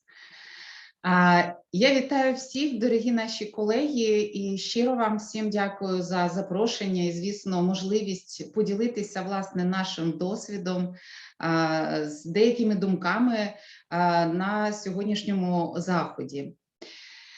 Сьогодні ми, власне, багато говоримо, що робота в державних органах має бути конкурентноздатною і престижною. Проте питання, як це зробити, як нам залучити професійних і вмотивованих фахівців. Ще завдання із зірочкою, як втримати найкращих. Ми змушені констатувати, що ми маємо високу плинність кадрів в державних органах, яка ставить під загрозу безперебійне функціонування державних органів. Також це, власне, і коштує дуже дорого, оскільки ми знову витрачаємо час, ресурси на конкурсну процедуру, на навчання, на адаптацію нових працівників. Пані Наталя, вибачаю, що відбуває вас технічно, якось намагаємося зробити так, щоб наші презентації були дуже ефективними. Я зараз не була попереджена, вибачте, що доповідь українською. Я перекладу все, що ви сказали на англійську мову, для того, щоб усі наші учасники мали змогу приєднатися і поділитися думками. So actually, the beginning of the report was connected with the idea that the problem of power of public government and public administration is a common problem for a lot of countries and for a lot of sectors. And the main idea of that we should take into consideration while speaking about public services is to make these services friendly to the consumers of these services, the citizens of the city or the country. Natalia Alюshina. Thank you very much. Я б хотіла підкреслити, що за даними останнього дослідження привабливості брендів роботодавців, Randstad Employer Brand Research in Ukraine, А у 2021 році респонденти зазначили такі 5 найвагоміших критеріїв вибору роботодавця в Україні, як приваблива заробітна плата і соціальний пакет, фінансова платоспроможність, кар'єрне зростання, а також приємна робоча атмосфера і цікава робота. І як бачимо, тут організаційна культура має значний вплив і має велике значення при виборі місця роботи. І відтак ми маємо розуміти, що... Окей. So actually, we provided the recent researchers that were connected with the ideas of the main factors that are influencing the choice or the work of the job for people. And of course, it is not a surprise that the first, the second, and the third steps, they were connected with the financial support. It was like first with payments, then the ideas for development, professional development. But position number 4 and position number 5 were connected with the organizational climate, so with the possibility to have positive relations with colleagues and maybe positive relations with management. These researchers, these teachers stresses on the importance of organizational culture in all these spheres. Natalia Alyoshina, you're welcome.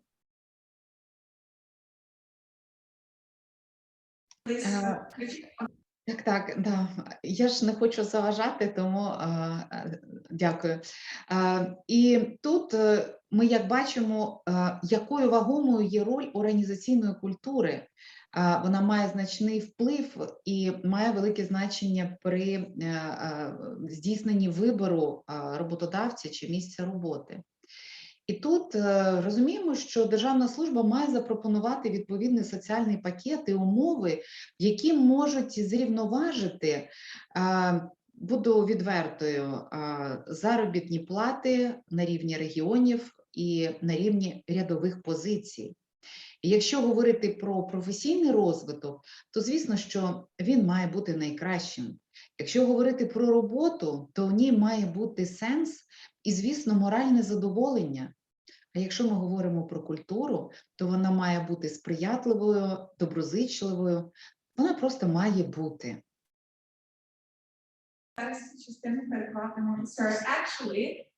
As well, to come back and still stressing the importance of organization culture and a great influence of organizational culture on the choice of further place of work, we should stress that the main task for the civil services is to provide the idea of implementing a great social support for future employees in order they have a possibility just to enjoy not only material level, but social and maybe as well as psychological level of their organization culture. It just should exist if we're speaking about the organizational culture. Передаю слово Наталії Алюшині. Так, дякую. Знаєте, я часто повторюю, що розвитку організаційної культури в державному органі просто нічого не може завадити. Їй просто не може не бути, вона, власне, вона як повітря, вона все одно якась є. Інше питання, яка організаційна культура прийнята в органі, чи допомагає вона досягненню цілей органу, або ж навпаки вона заважає. І на ці багато ще запитань ми зараз теж в Національному агентстві з питань державної служби теж шукаємо відповіді. Адже вважаємо, що це такий наріжний камінь, або культура має велике значення і впливає на багато факторів. Це і бренд роботодавця. So actually, again, to stress about the culture of the organization, we can't imagine any organization without a culture. Of course, the state organization, administration organizations, they are not exceptions. So actually, the culture of the organization exists.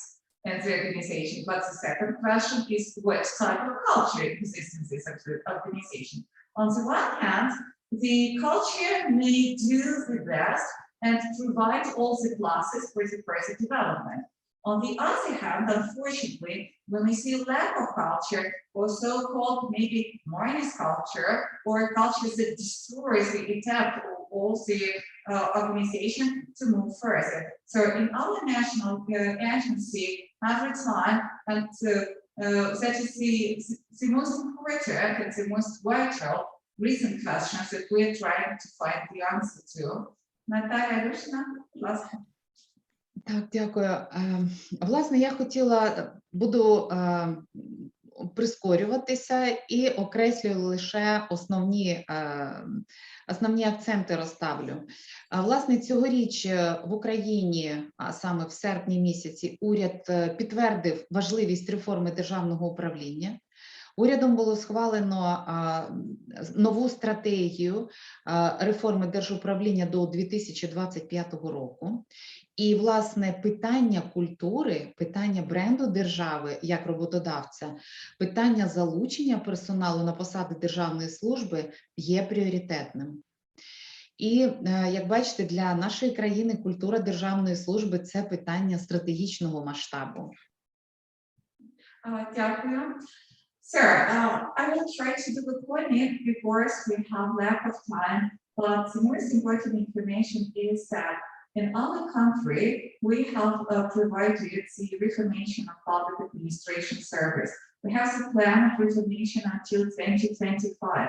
And due to this plan, and maybe even the first time, the culture of the employee or the civil service occupies the vital and most important place. Because the culture of the employee or civil service is a brand not only of the organization, but it is a brand for the whole culture, and the whole country.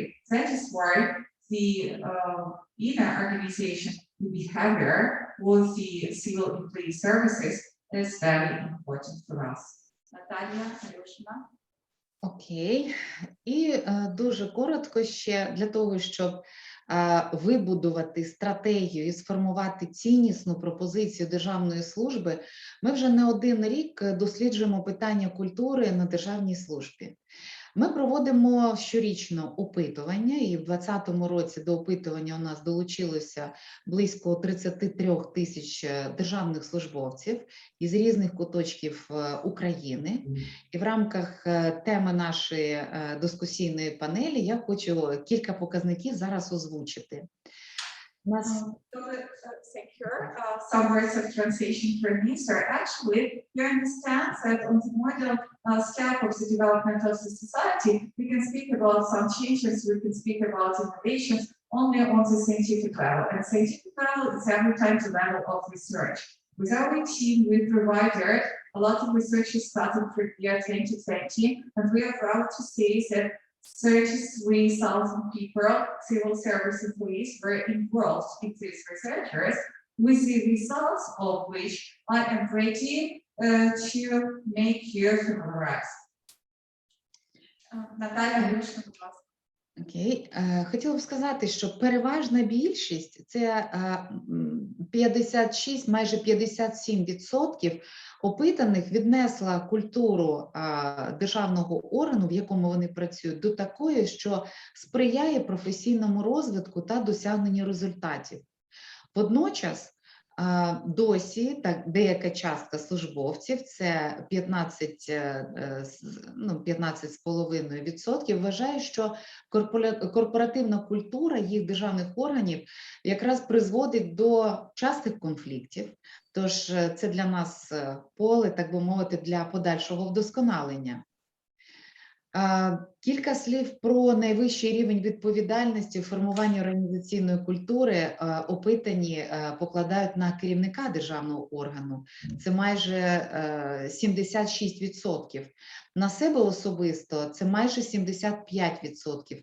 Та на службу управління персоналом 65,5%. Thank you very much. Дякую. I think that I'll assist with the translation, sir. The results are assumed from our research between previously. Actually, 56% of the respondents give the idea or express the idea that the culture of their organization, corporate culture, positively implies on their professional development. On the other hand, unfortunately, 15.5% of the employees or social administration, they stress that the culture, organizational culture of their companies leads to the conflicts and some other negative aspects. Who is guilty and who is, sorry for my term, who is guilty and who is responsible for this? The next numbers, 76% of the employees of civil services says that the head or civil service is responsible for the organizational culture. On the other hand, 75% believes that it's maybe due to their responsibility to make some changes for better in their organizational culture of their organization. Наталя. Хочу лише, я розумію, наскільки незручний зараз формат, тим не менш хочу сказати, з цього дослідження, зараз скорочу свій виступ, що цінують більше за все державні службовці? Звісно, що вони більше за все цінують стабільність. Адже більше 70% службовців зазначили, що залишилися працювати на державній службі, навіть якщо їм запропонували б роботу на однаковий строк, із однаковою зарплатою, із соціальним пакетом і в приватному секторі. Тобто вважаємо це нашою сильною стороною, яку ми можемо розвивати. Але з іншого боку, залучити фахівців з новими підходами до роботи, новим поглядом буде набагато складніше. Про це і свідчить, власне, оцінка державними службовцями колег і самооцінка стосовно приналежності до групи, відповідно, які мають новаторський підхід до роботи, чи новатори, чи консерватори. Дякую, Наталя Ілюшина. So again, we're trying to be as brief as possible. Well, the most important for the representatives of civil services, for the employees of the state civil services, is actually stability that may be also called as job security. Actually, we have the data that 76% of the respondents that take part in our decision, in our research, stress that they would still stay at their previous position and they will remain being the state civil services employees, even if they were proposed the other job with the other responsibilities. I think that it is a good number and I think that we may be proud of it. But on the other hand, we should stress that if we're speaking about spheres, we should speak about changers. And it is very great to attract new employees to our sphere. And it may be problematic according to some of the public opinion polls and according to some of the interviews of our staff with the representatives of other professions. Natalia. Thank you. І ще один акцент, який я хотіла звернути увагу всіх. В суспільстві доволі часто лунає питання про те, чи можливо інституціалізувати цінності і зробити їх основою роботи державних службовців. За результатами опитування я хочу відмітити, що більшість державних службовців серед майже 33 тисяч респондентів визначили такі ключові цінності, яких вони дотримуються. Це професіоналізм, це відповідальність, доброчесність, командна робота і результативність. Я можу багато розказувати про нашу взаємодію, про саму культуру. Проте ми плануємо все це узагальнити, і зараз відпрацьовується наш гайд, настановник для служб управління персоналом, збірка корисних матеріалів, як вітчизняних, так і міжнародних. І в ньому можна буде більше знайти інформації про те, як організувати управління знаннями в державному органі, як запобігати внутрішнім конфліктам, як підготувати свою, скажімо, HR-стратегію і ще багато-багато іншого. Я буду щиро дякувати за вашу увагу. Готова буду, звісно, як завжди, відповідати на запитання. Ну і, звісно, організаційна культура – це не єдиний чинник, який впливає на залучення персоналу на державну службу, проте він критично важливий і сьогодні, особливо в умовах пандемії в світі, який давно перестав бути прогнозованим. Я дуже дякую. Thank you very much, Natalia and share summarizing words with me. First, very interesting for us during our research to give the answer to the question, which are the main values of the representative or civil service.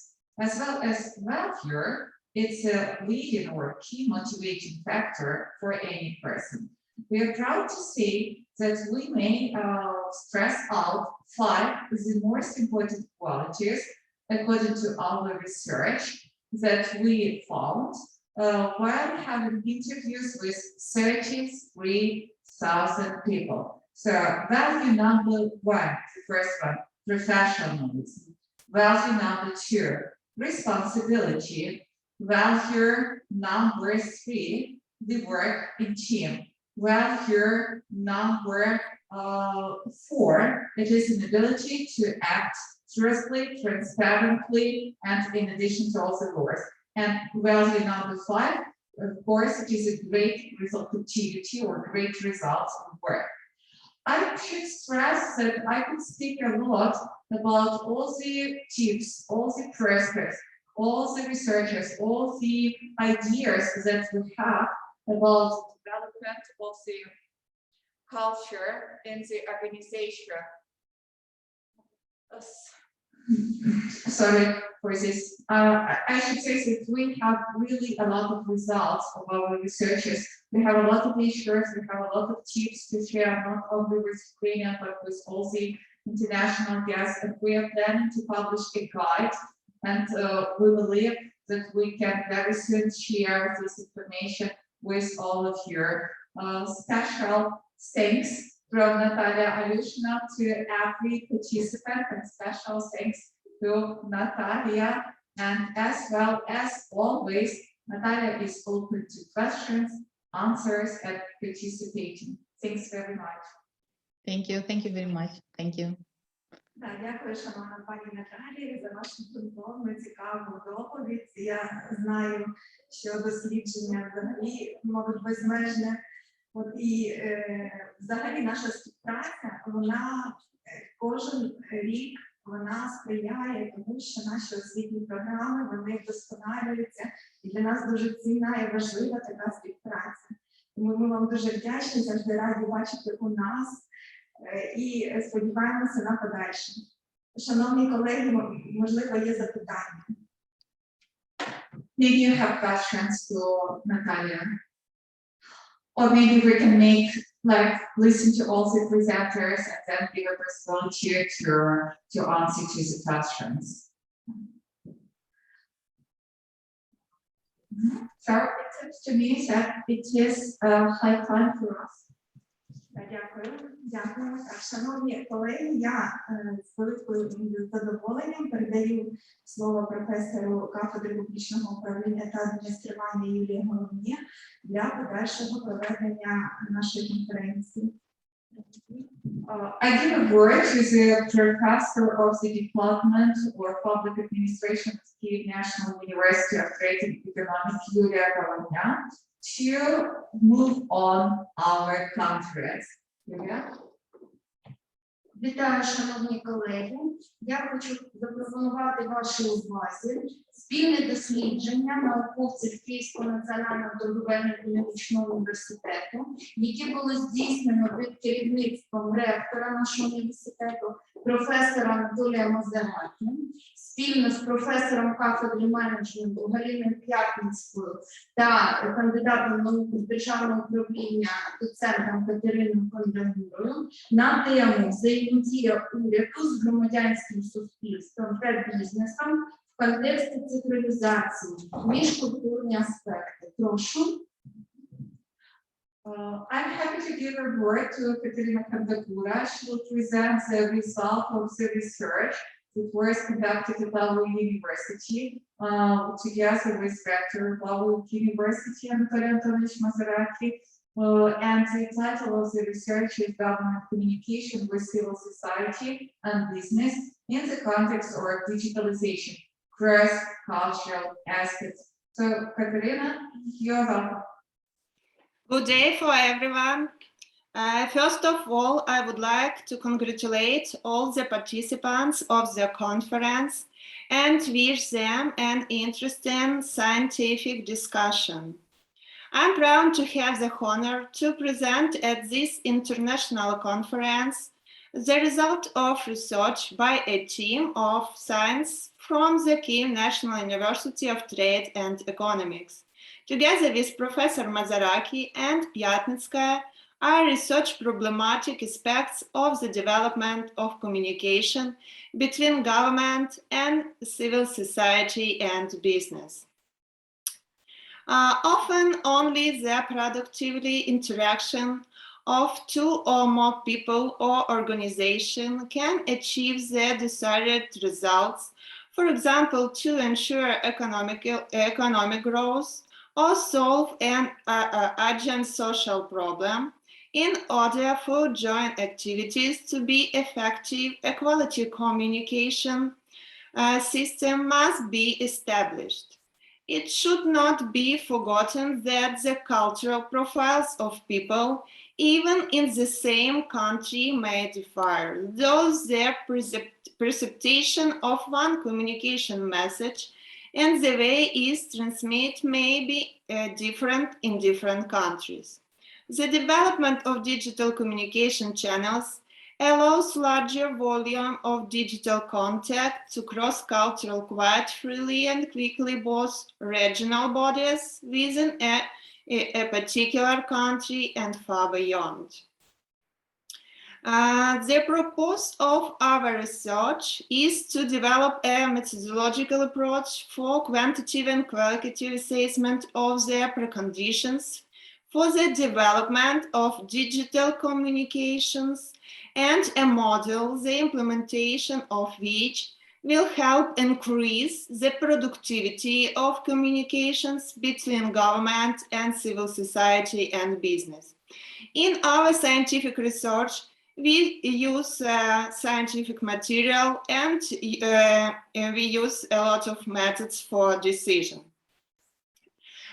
Stages of scientific research to characterize the main components of the communication systems and change in the information space in the development and disseminations of digital technologies.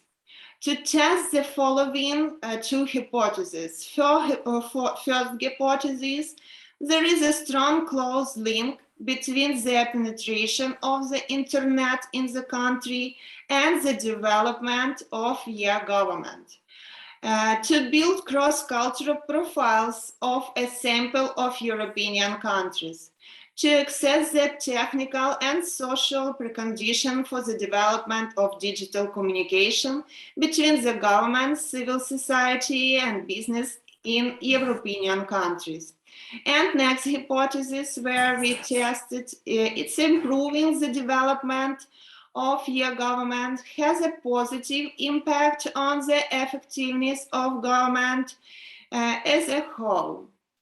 Next slide, please. The main components of the communication system, it's channels and means of communication, communicator and their competencies, communications context, or message contact.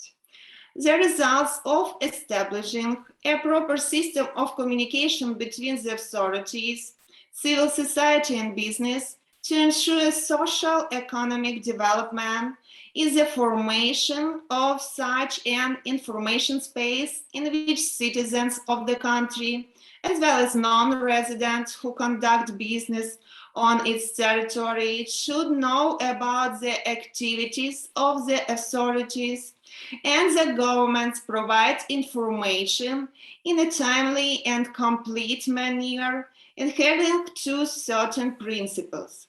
Communication channels and information space, despite the global process of active introduction of modern information and computer technologies, have heterogeneous development in different countries of the world. According to our first hypothesis, there should be a close link between the development of e-government, including related digital communications, and the penetration of the internet in country. To test this hypothesis, we will use the corresponding data from a sample of European countries, 15 out of 45 independent European countries, and calculate the Spearman's coefficient. According to the calculation presented in this table, a Spearman's coefficient is close to 1. This indicates that there is a very close direct link between the penetration of the internet and the development of e-government in European countries, and it confirms the accuracy of our first hypothesis, not absolutely for all countries of the world, but European countries. It is generally accepted that development of e-governance and related digital communications depend on 3 components: telecommunications, infrastructure, online services, and human capital. The best option for any country is high level of each component, of course, in dynamics. However, not every country is now provided with the above mentioned components of the desired level. Despite the presence of difference, previous slide, please.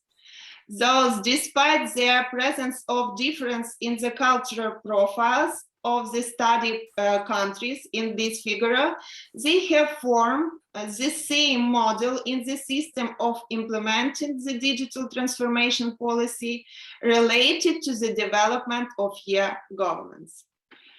During this study, we proposed to analyze the dynamics of the development index of e-government's telecommunication infrastructure, online services, and human capital of 5 European countries, such as Ukraine and its neighbor, Belarus, Moldova, Poland, and Romania. Despite the presence of differences in the cultural profiles of the studies countries, they have formed the same model in the system of implementing the digital transformation policy related to the development of e-governance. The proposed economic and mathematical models provides for solving this problem, and it's aimed at improving their prerequisites for establishing digital communication between the government and civil society and business in the context of global digitalization. And next slide. In this slide, we can see its possible limits of the target function for accessing the technical and social prerequisites for the development of digital communication between the government and civil society and business. And according to this table data, only in Poland in 2020 fell into the range of very high quality by assessing the quality of technical and social prerequisites for the development of digital communication. The other 4 countries had high quality during this period. Next slides, next 2 slides from the above in this figure. Positioning suggests as a conclusion about the probably fallacy of the second hypothesis. In fact, according to the sample of countries studied, there is no strong link between the development of e-government, including related digital communication of the government with civil society and business, and the effectiveness of governance in general, as in static or dynamic. Another indicator which can and should be used to assess the quality of communication content is the indicator of trust to the communication. In this slide, we can see the situation in Poland, trust and indicator of the quality of communication content. But I want to focus my attention on Ukraine. According to the latest survey today, in Ukraine, most often trust is expressed in the armed force of Ukraine. They are trusted by 70% of respondents. Volunteer organization is 65%, and church 64%.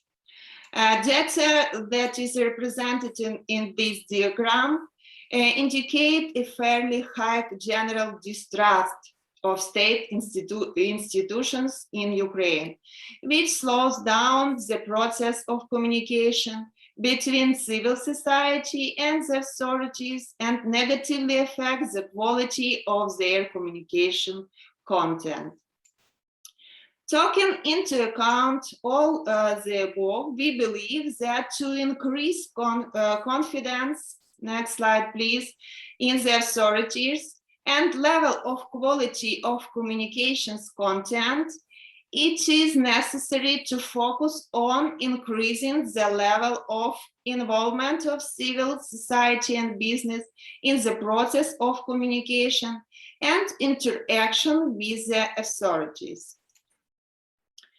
However, next slide, please. The practice of spreading digital technology has already caused several serious problems. At first, the growing depend on digital technologies that can be used to cause the harm of irresponsible behavior by individuals, companies, and governments. And next problem, it's digital dividends also provide the digital divisions outside of which they will be always part of the population that does not have access to the internet or other reasons. And as a conclusion, I can say that the positive trends and best practice of digital communications identify in the study on the example of individual countries, as well as the risk associated with digitalization as the information basis for decision-making by government regarding the further improvement of all types of communication with the public and business in general, and those carried out through the digital channels. Thanks you for attention.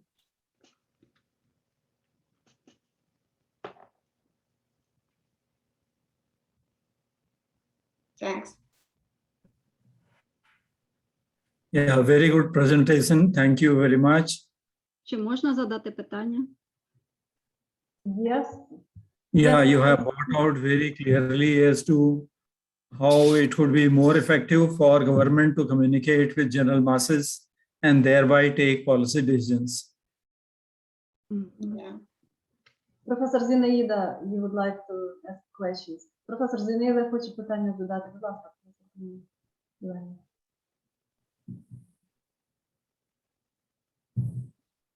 Мікрофон. Зінаїда Богданівна, ви хотіли питання задати, мікрофон. Ні, я питання не задати, я просто хотіла сказати, що дуже цікава презентація, я дуже дякую. Дійсно ґрунтовний аналіз і дуже цікаво було почути ці результати. Дуже дякуємо за високу оцінку. Це тільки початок наших досліджень, ми ще на стадії продовження, тому чекайте від нас подальших розробок. Дякую. Валентина Миколаївна Жуковська хоче задати питання. Чи можу я задати питання? Так, звісно, будь ласка. My congratulations to all conference participants.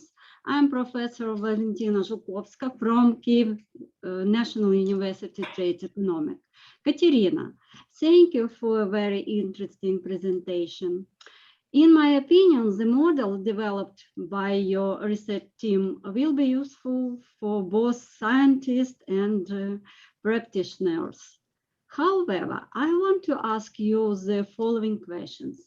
What forms of improving communication between government, citizen, and business are promising for Ukraine? Okay, thanks a lot for your questions, Pani Valentina. In my opinion, the best forms of improving communication between government, civil society, and business are using all digital platforms which are and apps which are implemented in Ukraine today.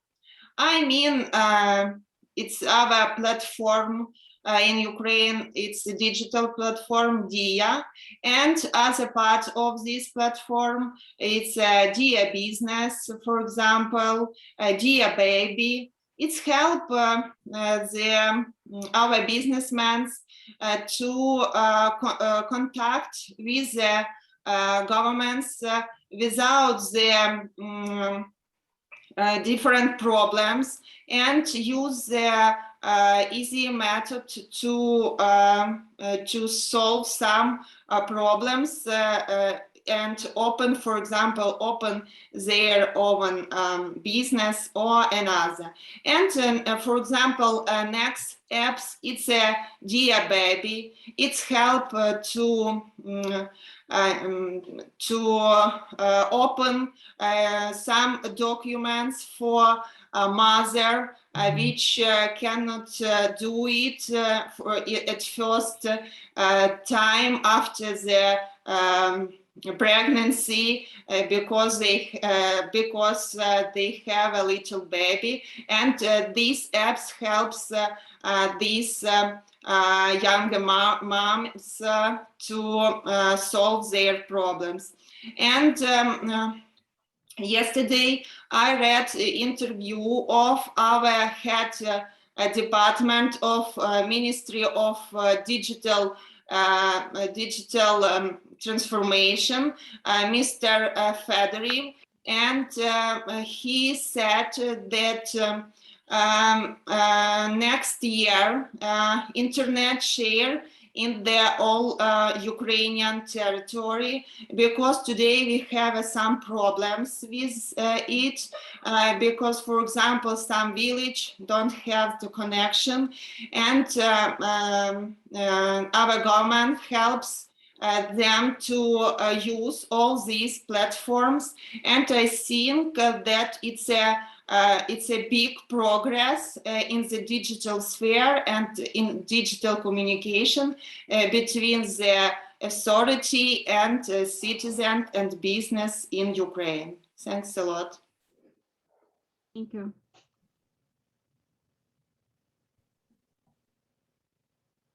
Thank you so much. Dear speakers, Пані Наталя, можемо передати слово?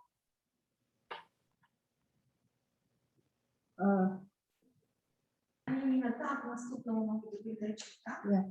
Thank you very much, dear colleagues.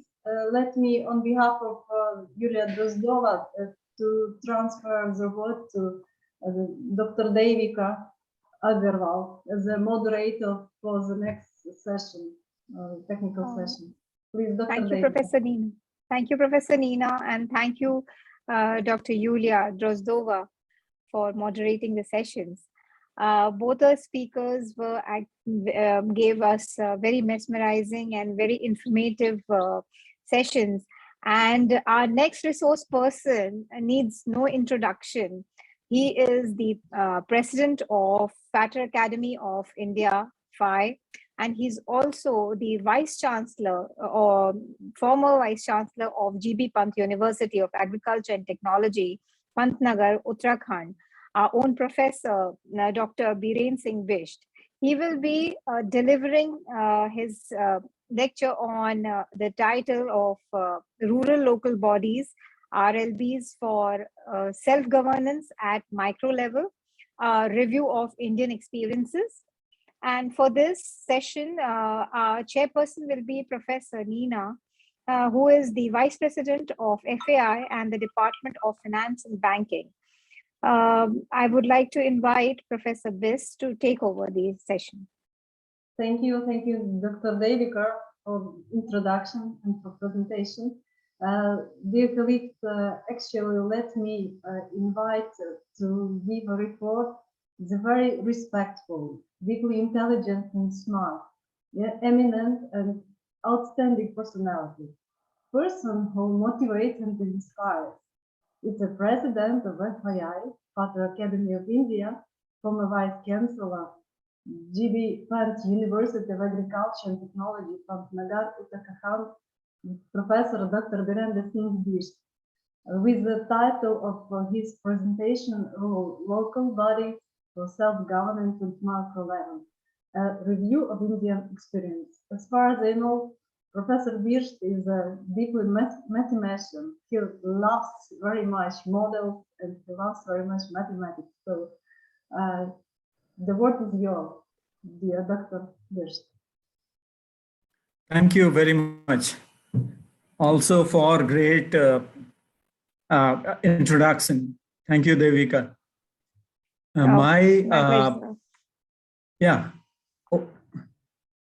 Mic is not on. Am I audible, please? Yes. Yes, sir. Am I audible? Yes, sir. Yes, sir. Yes, sir. Thank you. Thank you. In case of any difficulty, please inform me. Rural local bodies. So I'll be using all areas. We have a great system in place for urban areas as well. But then I'll be speaking on rural local bodies for self-governance at micro level. First of all, congratulations to Kyiv National University for their 75th announcement of starting, and 75 years, we call it as Diamond Jubilee celebration. So it is basically Diamond Jubilee for you. And I'm sure that you have achieved the goals that you had set early in the beginning. And again, may Diamond Jubilee. I see that kind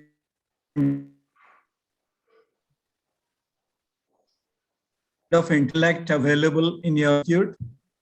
I have warm welcome and greetings to all my friends from FAI, from Kyiv National University, from among the speakers and all others, those who have been present over here or may have been absent, and all the FAI executives, organizing team members and experts and participants.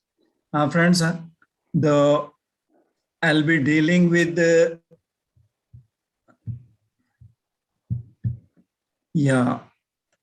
to go to the organizing, go to the next. I'll quickly make it because you are the expert in the field.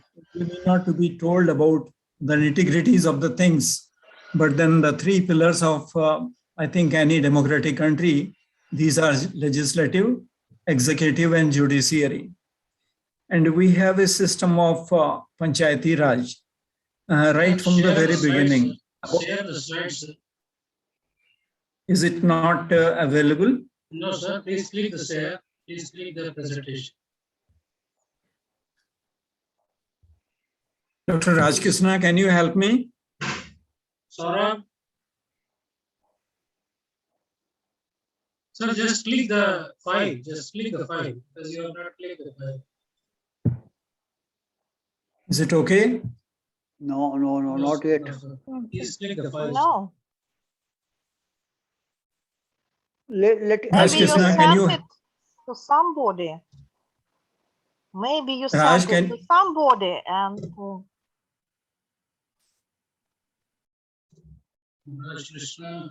another participant opened it. Give it to, hand over it to Rajkrishna, our IT cell. Yeah. Raj, are you there? Raj is not here, sir, I think. Saurabh? Please share the files. Saurabh, Yes, sir. Yes, sir. You just, would you like to handle this file? Sir, I don't have that file. Achha. Sir, please share at my email. I will share. It is available on your email ID also and Rajkrishna email ID also. Okay. I had requested Raj to share it. Okay. Sorry for the inconvenience. Just a minute, sir. You Yeah, by choose the time not correct. You choose not correct ekran. You understand? by the time When you show the presentation, you choose another ekran. Yes? Sir, just click this file, it will open. You have not just clicked the file. Sir, just double click that file. Double click file, sir. Double click the file. Take your cursor there. I think it's already highlighted. Already highlighted, just double click that file. Yes. Or press enter, sir. Just press enter.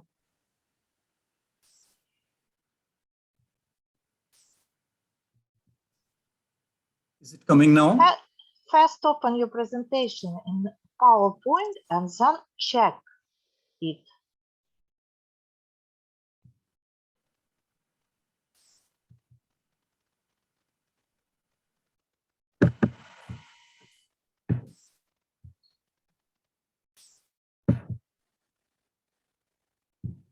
Do you have access, Is it Devka?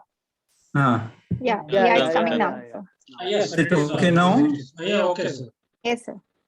So just All press right. F5 now. F5, sir. Press F5. Press F5, sir. F5 of the keyboard. F1. F5. F5.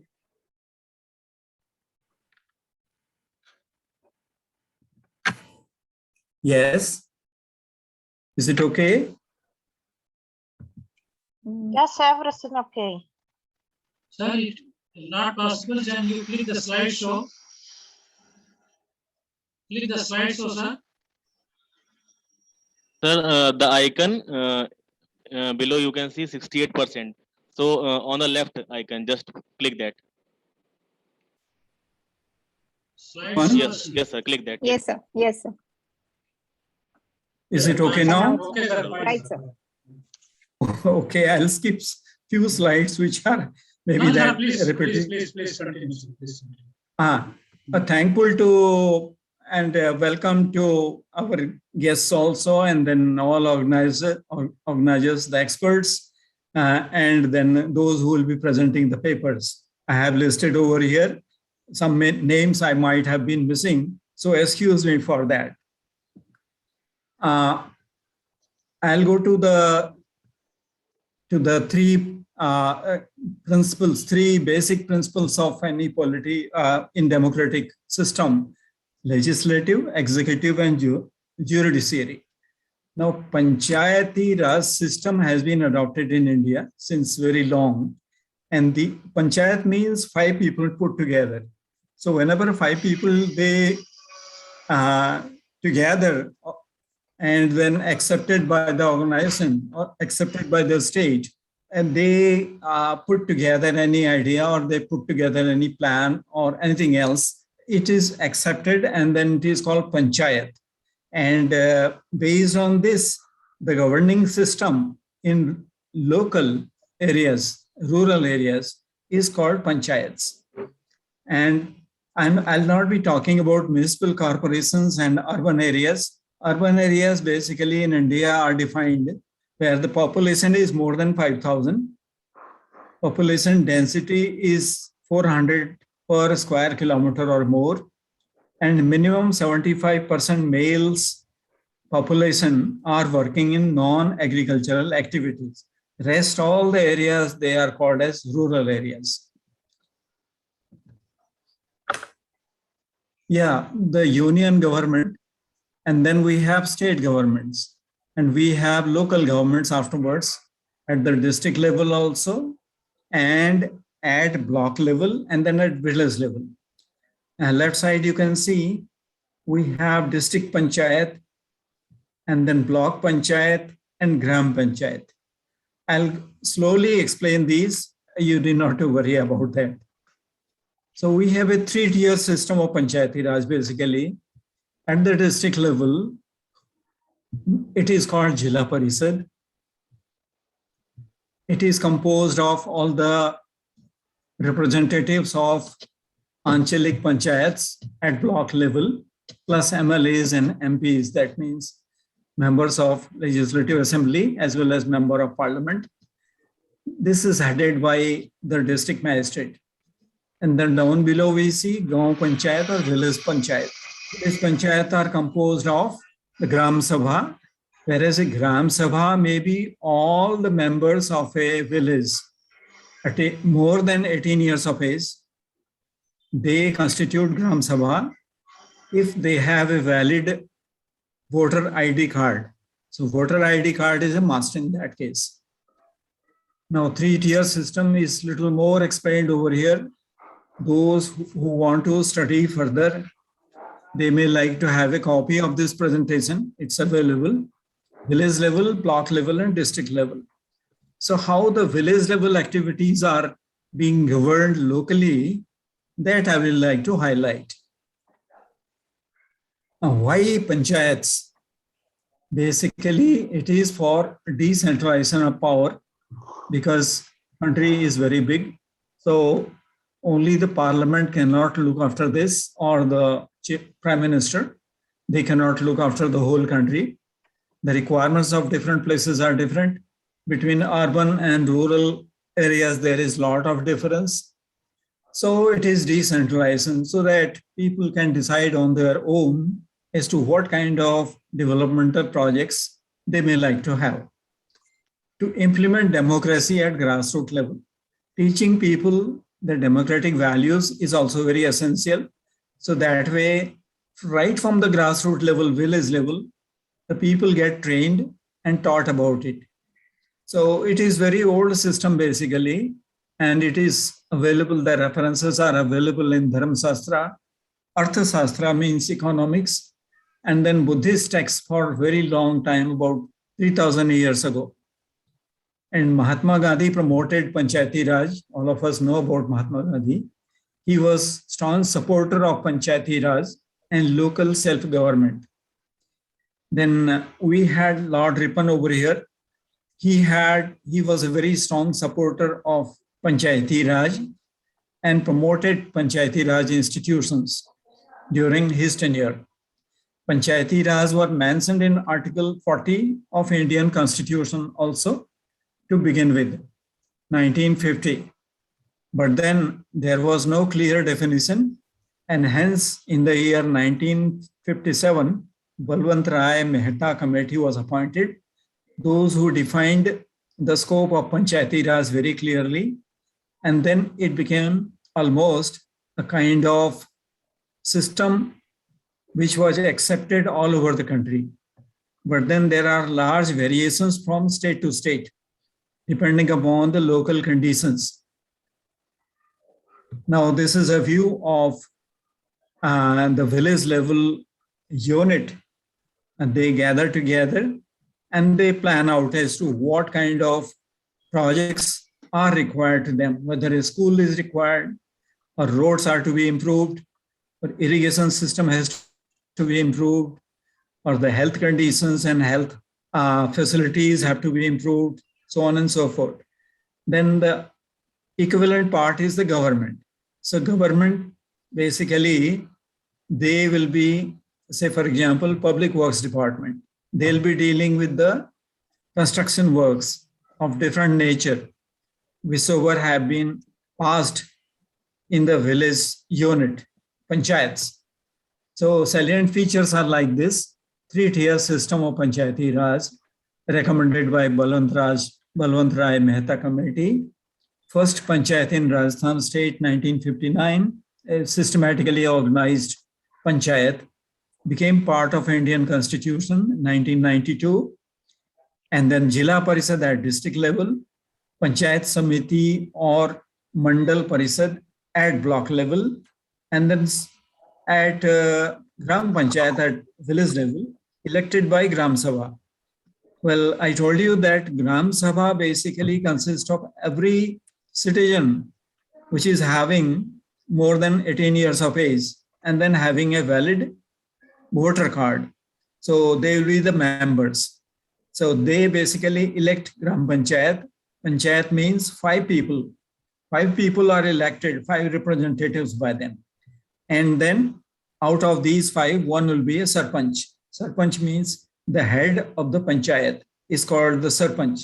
So this is basically the structure of the local governing system. This is one picture of Gram Sabha, wherein all the members of the village, they are discussing about development plans and then various other strategies and plans. You might find it very in different way than, for example, the presentation given on new plans for the Kyiv, the city, and then other cities as well. So there is a lot of difference also. For example, Bombay Municipal Corporation, Delhi Municipal Corporation, like these municipal corporations, they will have different kinds of a approach to planning as compared to the village level units, which I'm describing over here. One panchayats is a typical example again. These are only available in few states, which are self-initiated forest management groups, institutionalized since 1931 in the Himalayan Uttarakhand state of North India. Then one panchayats are considered to be a very successful case of community-based forest management, CBFM, what they call. Despite an observed decline in VPs around 1990s, still these are relevant and works are being taken up by them, except that they are prohibited from taking out timber from the forest, which they will be owning. This is a picture of full woman, one panchayat. Now they take the decision about the forest that they will be commanding, right from less than 1 hectare to about 500 to 1,000 hectares of land, which is under forest, could be taken by them. But then there are many problems which I'll just like to go. They have also the responsibility of digging the construction work, for that matter, channels, canals, as well as for drainage to check the rainwater from overflowing, then stopping the rainwater to with respect to the erosion processes. So these works are also being taken up by one panchayats. Very interesting kind of a system is there. Coming to Gram Panchayat, they have interaction with government staff, then Panchayat Secretary, Block Development Office, community-based organizations, NGOs, then village and Gram Sabha, which is composed of tribals, then elderly people, women, poor people, backward classes, youth, and then elected representatives as well. Gram Panchayat, for that matter, in black is the Sarpanch, and rest from the village, they are ward punches. They are called Panch. Panch means one member out of 5. This is yet another activity that is being taken up over there. I am also sometimes advising some of the one panchayats, young people, and then they are doing excellent job in terms of checking the water, rainwater, from straight away overflowing to getting stored in these trenches. They are called chal khal in local language. Also, they will help the wild animals to take water for drinking purposes and also be helpful in regeneration of the forest and also in checking the forest fires. Forest fires are big problems. You can see the charring of the pines over here. So not only US, but also in India, it's a big problem. Every summer we'll have thousands of hectares gone down because of burning. So these chal khals, which are constructed, owned by the local unit, one panchayats, are helpful in that regard. The density of one panchayats in one state, you can see there are some areas which are highly dense. Corbett National Park area, highly large number of one panchayats are there. Then almost China border 1046, Pithoragarh area, Champawat area. Pardon, please. Then they have different administrative functions, public works, welfare functions such as maintenance, repair and construction of roads, drains, bridges and wells, provide primary education. Of course, the investment will be done by the government, but then they have to give the proposals and the details. Social and economic function, these are not obligatory. These are constructing of libraries, marriage halls, etc. Now almost every village is having one marriage hall or what you call multi-purpose hall. Computer centers are available now in every Gram Sabha. So these are the big achievements. And moreover, the data is all digitized now. So about every farm holding, the land area, whatsoever you have. So all details are available through internet. So there are big changes with respect to the digitization of the data. Establish and run fair price shops also. Then they have judicial functions sometimes only, Nyaya Panchayat. Nyaya means justice. Panchayat, the state judicial services decide jurisdiction. Of course, they cannot put anybody behind the bars, but then they can impose some fine and ensure quick and inexpensive justice. These are not represented by lawyers, but the representation has to be done by yourself. Those who are found to some matter guilty, or maybe they need to explain. This project, for that matter, is check dam constructed by one panchayat. It helps reducing the floods. It also helps preserving the water for wild animals as well as for irrigation purposes. And there may be a need when all the wells, etc., are dry. So this water can be used for the purposes, for domestic purposes as well. So these are also the kind of activities that are taken up by one panchayat. One means forest panchayat, more than 5 people putting together. I'll skip some of the detail explaining slides, but we'll come to. So it is a part of Nyaya Panchayat. Nyaya Panchayat are the part of the panchayat system of local self-governance. It hears minor civil and criminal cases. Nyaya Panchayat is a system of dispute resolution at village level. It can be endowed with function based on broad principles of natural justice only. And you cannot quote the various dhara and others sections of the Indian criminal code or penal. Natural justice basically is the basis and can tend to remain procedurally as simple as possible.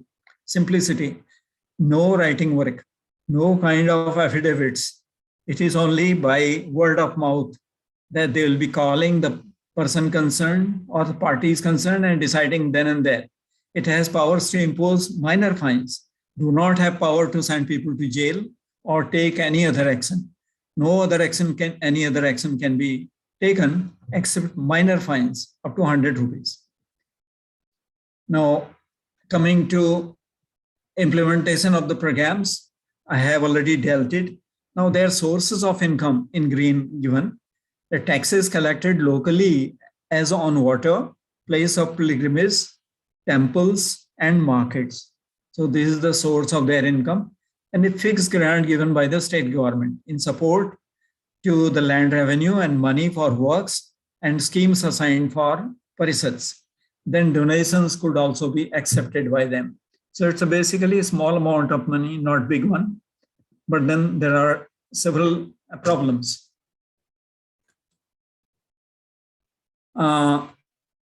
There are 31 state panchayats, panchayati raj departments, 500, it's a huge number, 536 district panchayats or jilla panchayats, jilla parishads, 6,000 block panchayats, 2 lakh, that means 0.24 million gram panchayats and village panchayats in the country. So basically their purpose is the Jilla Parishads. Jilla Parishad means at the district level. When from block level the representatives go to district level, then they can also plan for introduce programs for removing poverty, irrigation and electrification, public housing, and develop industrial and industries and employment opportunities. This is now a recent concept that the local village units could also take up industrial development activities, and the government has been liberally giving grants. Bank loans are very cheap, 4% or 5% per annum, which was never there earlier. So that way the growth of small scale industries is also one of the mandate of village panchayats. Now the strengths of the panchayat system, a few I'll give, maybe that you are interested as far as the Kyiv National University is concerned, as far as your department for the local administration is concerned. Decentralization of power, most important, need-based projects they design. Democracy starts at village level, so teaching of democracy as well as values, then problems also. Citizens know their powers, and they know their responsibilities or not, that is debatable, but they know their powers very well now. And coordination between panchayats and then executives and to some extent the judiciary. So that is the strength of the system. There are many weaknesses, not enough authorities at present vested with these units because of obvious reasons that the government will not have, government officials will not have full faith on the villagers that they will be able to implement the schemes, programs or not, and then whether money is properly utilized and so on and so forth. Then there is conflict of interest between panchayats and executives and frequent complaints and court cases also, hence delay in projects. There are many complaints which are made by the local people against each other. So that has also become a big problem. But then somehow it is, the whole system is surviving and the things are in progress. Despite being excellent examples of state-people partnership, which have been relatively successful in managing rural development and forest resources. So it is both the ends, executive powers, the powers with respect to planning, with respect to monitoring of the different schemes. For example, a school, if a primary school is not properly working, the village panchayat can take it up to the authorities, education department, and can get the things corrected. Similarly, if the roads are not all right, they can take it to the Public Works Department and block development officer also, and then get it corrected. MLAs, local MLAs, members of Legislative Assembly, for forming the state government, as well as MP, member of parliament, responsible for forming the central government. They are also part of it. So they can be put to questions. And the institutions are facing challenges from unrealistic and target-driven policies which affect their democratic functioning. Sometimes it is too ambitious a plan which cannot be implemented with the kind of resources that they have. So there the problems start. For example, one panchayat, they have the income source only the forest produce. Now, why should one be interested in extinguishing the fire, forest fire? Earlier, people were going there to extinguish forest fires, but then there are now the difficulties that they don't have adequate authority, and then there are many questions also. So this aspect has to be looked by political or social scientists, and then may find some cure for this in order to implement the local self-governments at small level, particularly in rural areas. There is a need to replicate such institutions and maybe empower them with the newer technologies and then more confidence rather than interfering in their work. Moreover, non-government organizations, NGOs also need to play a more active role.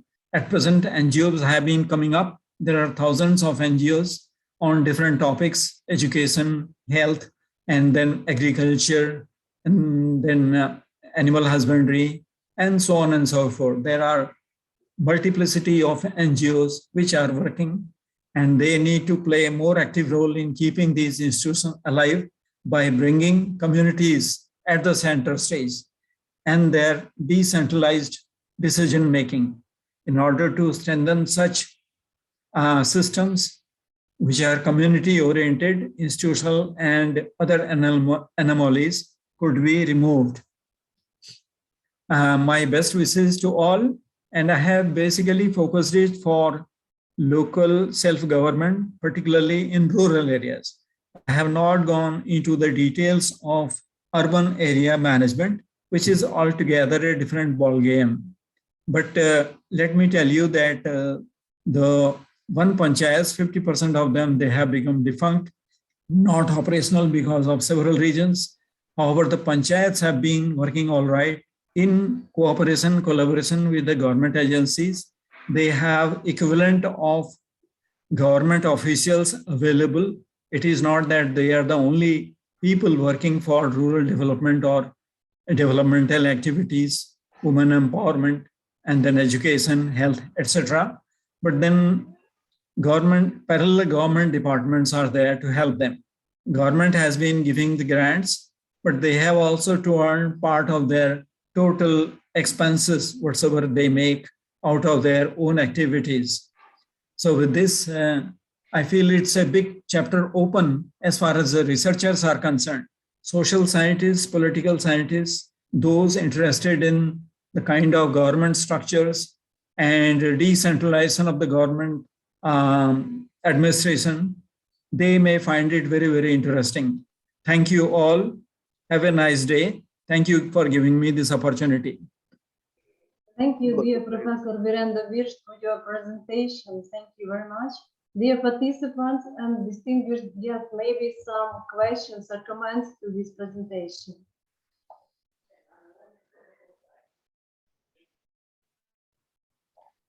Okay, so let me say a few words.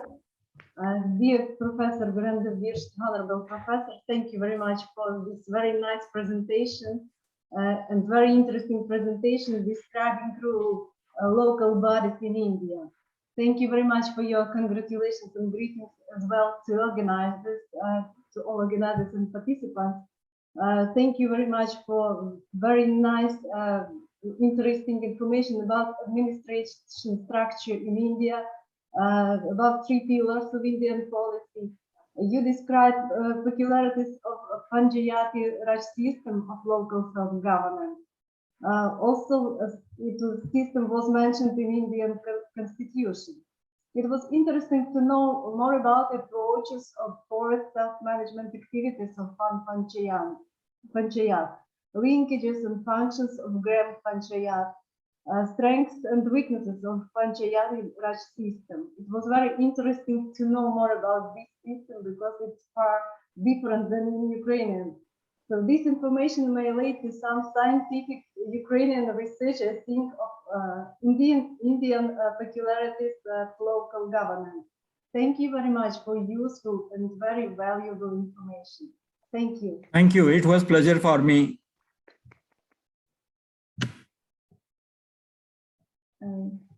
Dr. Devika?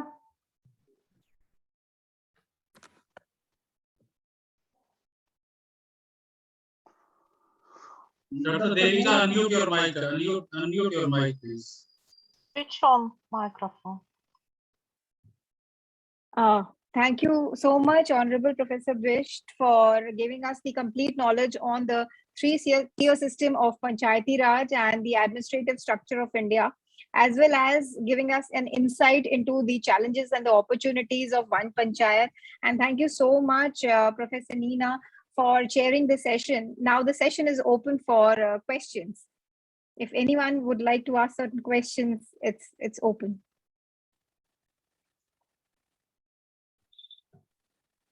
I think it was actually a complete, we got a complete knowledge of the whole session, so we do not have any questions, it seems. So shall we move on to another session with our next resource person, that is Mr. Abdi Taminsaya. He is from Monsoon Sim, Perth, Australia. And his title would be An Education Tech Approach to Experiential Learning. And this session will also be chaired by Professor Neena. So I would like to invite Mr. Taminsaya to take over the session. Thank you, Dr. Devika. Let me just a little bit introduce Mr. Abdi Taminsaya. He is the founder and president of Monsoon Sim. It's a business simulation and experiential learning platform. Mr. Abdi, as we talked to him, has been developing this unique educational platform during about 10 years. And Ukraine, in the face of our institute, firstly started to use this masterpiece. I think it's masterpiece since September 2021. And I know that lots of universities are connected to this simulation, and I would like to ask to Mr. Abdi to talk about it. Thank you very much. Mr. Abdi, the word is yours. Thank you, Professor Neena. Can you hear me? Yes, yes. Yes. Hello, everyone. Good afternoon. It has been a long day, and I hope that you still have the energy to listen to me. Okay. Well, firstly, I'm humbled by your invitation, and I'm humbled to be among all the doctors and professors. I'm probably the only one without the title here, so I got a lot to learn from you guys. But I do want to share something about education. I don't want to take too much of your time, so let me just start with my presentation, okay? I'll share my screen. Can you see my screen? Yeah. Yes, sir. Okay, good. Now, all right, allow me to start, yeah? Thank you again. Okay, so research shows that only 10% of our working knowledge comes from formal education, while 70% of our knowledge comes from experience and 20% from social learning. All right, this is I'm sure this is very familiar with all of you because this is quite famous, I think. It has been published way before. So let's talk about experience, right? Can we learn how to do business from the book? And can we learn how to drive from the book, right? Because doing business in real life is quite different from our accounting studies and so on. And so is driving, right? So no matter how many times I read this book, I won't be able to know how to drive because the real driving is like this. So it is very, very different. Yeah, same thing with business. So in Australia, for example, before you get your license, you have to drive through normal roads, major roads, highways, and so on and so on. So for one to be able to do well, you really have to go through a series of experience build up. So this is what we mean by experiential learning, right? So you cannot jump, right? Because if you do the jump, usually it's you're missing out a lot of experience. So this experience is what we call by experience build up. So how do you teach experience in a class? That's the question, right? It's not easy because there are people that, I mean, I'm sure there are, you know, there's like internship and there's also on the job training and so on. It has been, you know, they're very good, all of them. But maybe there are some shortcomings, yeah, because maybe you only look at one thing. For example, you are in accounting, so you go on the job training, you know, accounting and bookkeeping and so on. But here we have approach. So I'd like to share with you our approach, and I'd like to get your advice, and perhaps we can share some notes on this approach. Yeah. So we have our approach called the horizontal learning model. This is the complete view of Monsoon Sim. So we have digitized all this into a platform. We have procurement, warehouse, everything, all this into the cloud. And it's all supported by technology, of course. Yeah, it's all digitized. So we then allow student and teacher, particularly teacher, to design the course scenario. So if you like to start with a very simple one, you can configure Monsoon Sim into a very simple course and let your students start to learn the business. Okay, and for example, when they're ready, then you improve. Or not, you extend the complexity and let them experience some more and then some more. So all this journey, they learn through experience, yeah, in a multidisciplinary fashion. Okay, so this is your facilitator. Now, so for example, let's take one example, simple example, like a retail. Okay, a simple scenario like this, imagine the kind of knowledge that we can teach the student. They can have concept of revenue, overhead, purchasing, profit, capacity, etc.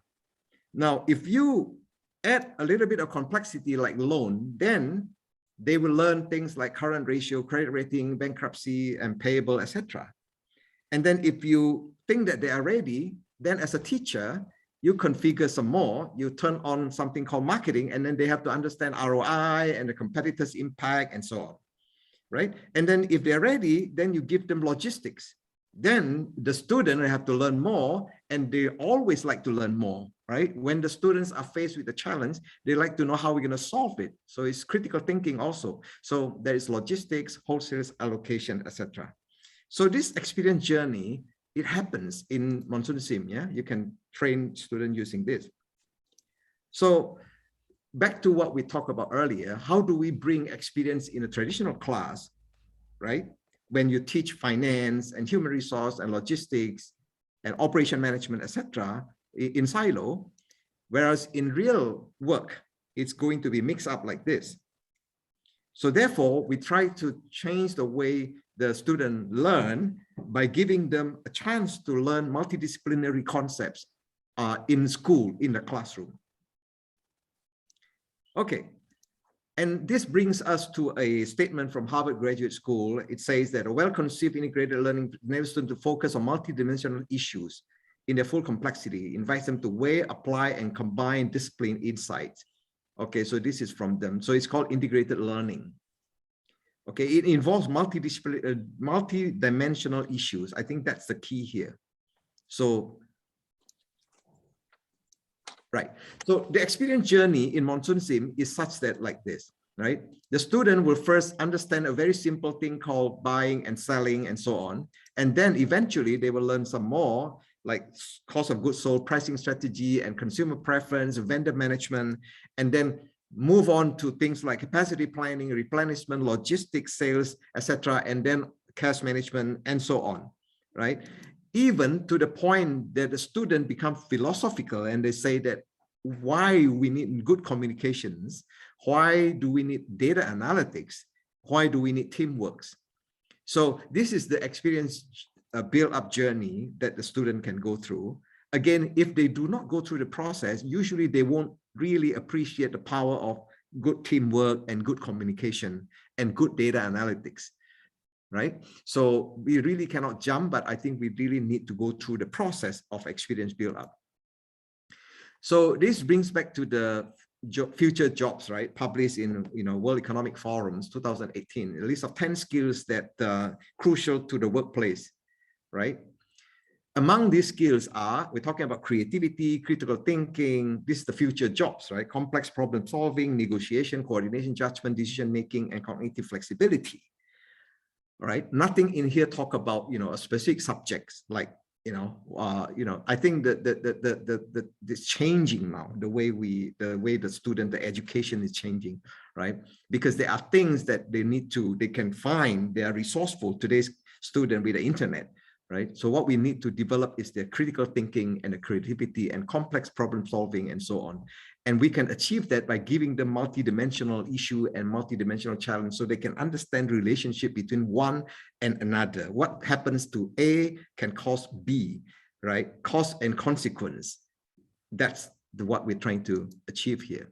So as a teacher, you can configure Monsoon Sim again into this scenario and let your student learn through experience build up. Okay, so these are the courses that are applicable for Monsoon Sim, and we like to share them, and maybe you can think about putting them into your curriculum in accounting, business analytics, economics, human resource management, finance general, and so on. Okay. Integrated reporting is one subject also that's very interesting, because today it's very important for exposing our student to the concept of 6 capitals, right? Not just financial, but human capital and environmental capital and so on. So through the game, they can understand this. And Monsoon Sim is actually doesn't matter what level of the student. It can be from primary school to middle school to university. Of course, most of our users are university level, but it doesn't matter, any level, because you don't have to go through the more you play, the more you discover the knowledge. So if you give it to the high school and so on, then you only have to do the surface, right? But everyone can understand the surface, because it's a very, very, real thing, like, making money, basically, right? Buy and sell, anyone can understand that, but then it gets deeper. So these are some of the users and some of the facilitators, and these are some of the words that there's a good comment from people. So most important we like to share here is that we try to bring experience and social learning into the formal education. And this is what we're trying to achieve. I'd like to stop now for a while and maybe take some question if you have.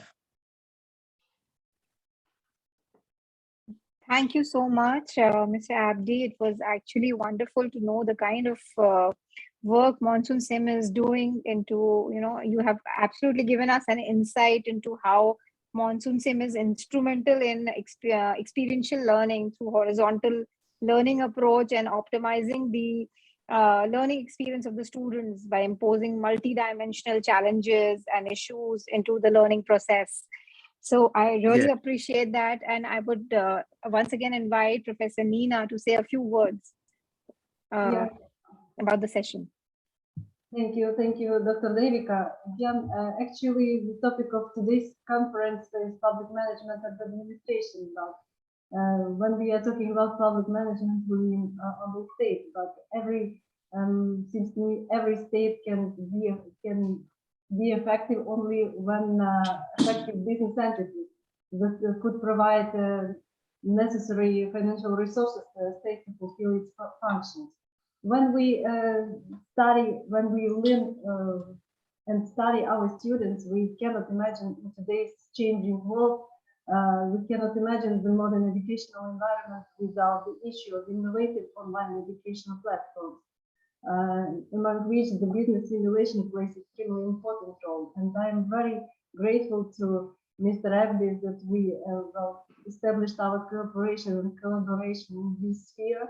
We started to use this platform for learning our students, and it's a great idea. I think it's a great idea even for public management as well, for specialty. So the idea of the mountain team learning platform is so well thought out and convenient, makes much easier the process of mastering different radical economic courses that was mentioned already, starting from marketing, corporate finance, and even financial management, business analytics, data analytics, and so on.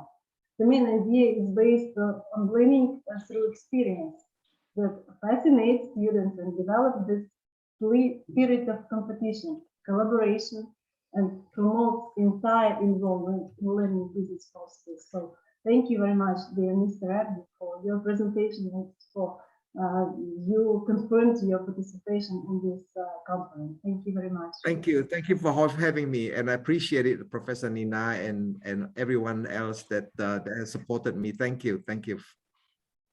Thank you so much, Mr. Abdi, and thank you so much, Professor Nina. Definitely, experiential learning is the need of the hour to optimize the learning process of the students. And on this note, I would like to open the session for any of the questions.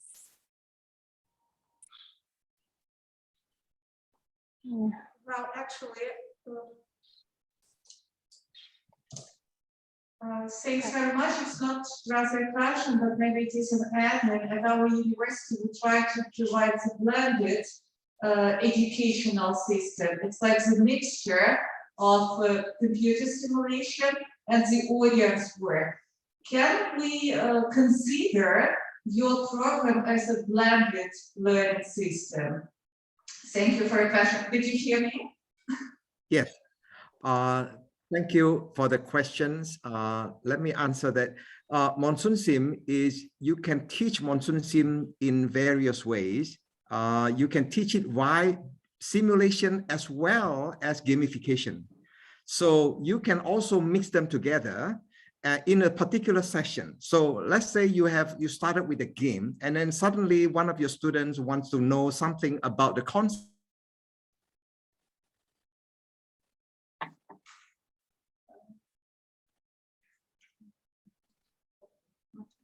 I think we have some problem here. Some technical problems here. Oh, can you hear me?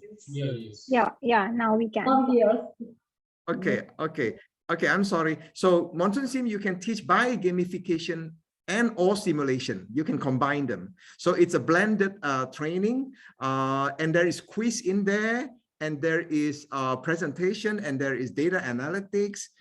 There is AI, there's robot in the system where you can deploy the robot to play against the human, or you can have the human partner with the robot playing against other robot and other humans. So you can mix and match the whole training system. Like I say, if the students are not ready, you can do simulation, show them the whole story in terms of, you know, using the robot, and then you let the robot do the business, and then you show them how the robot operate the business, how they calculate their, for example, their cost of goods, etc. And if they are ready, then you give them a game. So you can mix them. Thank you. Thanks very much. Would you like to see one demo, a little one? Yes. Yeah, sure. Yes. Okay. Let me just show you. I have run a game before now, and this is the game that I've run for 100 days. You know, I use just for the sake of demo, I use, oh, it's already session timeout. So I'm so sorry, because I left it there, and so it's already timeout. So I'm going to come back to the game. Just give me a second. I'm coming back to the game. Okay, so I have this FAI demo to show you. I let a few robots run the game. Yeah, and here are the results, right? So I have robot 1, robot 2, robot 3. You have 3 robot team versus a virtual. These are non-robot. These are virtual learner. Okay, so with this, then I can show you how we can observe and show the student about the KPI of the game. For example, we can take a look at how the sales, for example, the production, for example, how much they produce on daily basis or accumulated basis, or what is the sales, for example, and what is the unit sold, for example, and what is the margin, for example. And we can look at the finance, we can look at their cash on hand and so on, and their net profit, for example. So we can live observe this and explain to the student the cost and consequence of each of this, right? You can look at the result, and we can, of course, we can further say we're half screen and not just live. We can show it. We can even have live data. So as the student play, you can observe it at home, especially in the pandemic. You can really observe the KPI live if you like to. Yeah, and then like this situation, then you can see the trend in terms of a trend. So you can look at all this trend and explain to the student, right? And so there's integrated reporting, and there's a score by metrics and so on and so on. So all this is you can change. Now earlier I mentioned these are all the modules. So we have finance, procurement, retail, marketing, forecasting, and warehousing, and the wholesale, and e-commerce, and MRP, maintenance, and human resource. So if I want to play human resource, for example, all I have to do is to trigger this one, right? So the student will have a human resource to play.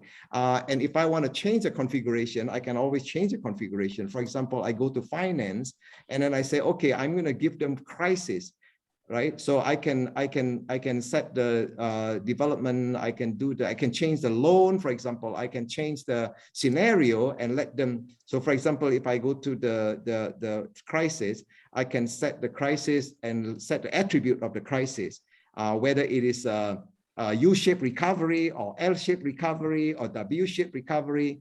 And I can set the attribute of the crisis, whether it is deflation, inflation, whether there is a crisis in supply, whether there is a strike.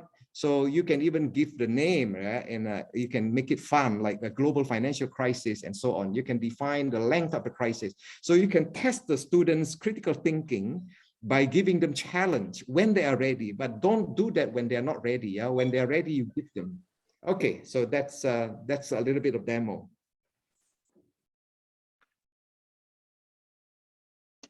Okay, thank you so much, Mr. Abdi.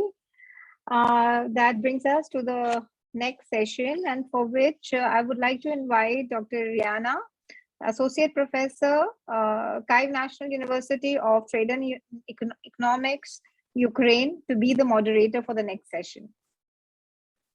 Доброго дня, шановні колеги, рада вітати на нашій з вами конференції. Досить цікаві доповіді ми сьогодні на різні теми можемо спостерігати і слухати. І хочу представити професора кафедри менеджменту університету Львівського державного університету внутрішніх справ, доктора економічних наук Живко Зінаїду Богданівну, яка представить наступну доповідь до нашої конференції. Пані Зінаїдо, прошу.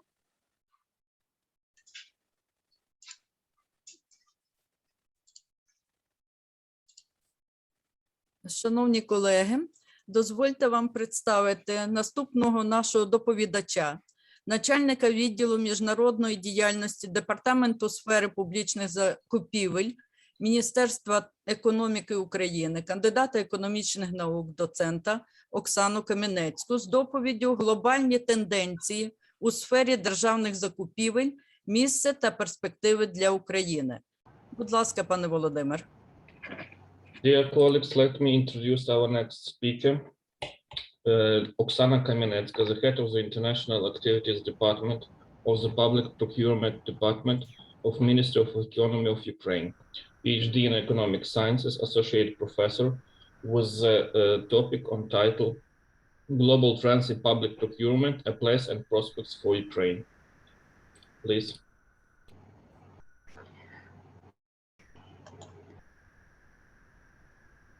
Hello, greetings to all. I am deeply honored and grateful to join the community of such respected panelists and participants who are graded by this conference.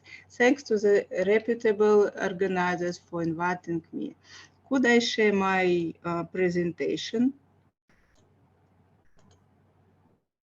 How can I?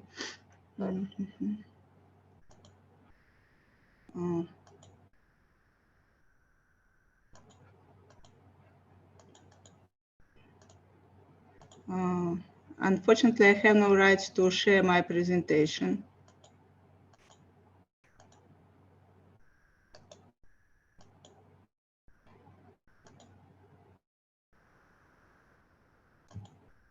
May we help you, Oksana? Yes, I cannot share my presentation. You may Yes. send it next. Okay. Yes, right now I have already, yes, access. Sorry. So today I would like to share with you the global trends in public procurement and the place and prospects for Ukraine. Public procurement is a key pillar of strategic governance and service delivery for the government due to the volume of spending governments. Have a fundamental responsibility to carry out public procurement efficiently and with high standards of conduct to ensure high quality of public services, delivery and gathering the public interest. Public procurement consists of the world's largest single marketplace, having a volume of some 13 trillion per year, half of which is spent by countries of the global south.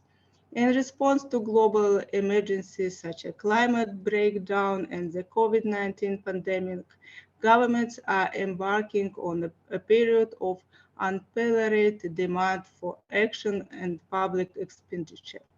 Robust principles of sustainability and development need to be at the heart of this.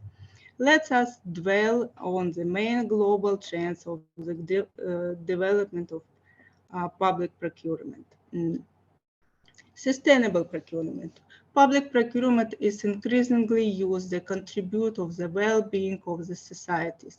It's in key level of promoting broader strategic policy goals, such as environmental protection, the development of small and medium enterprises, innovations, and promoting responsible business conduct.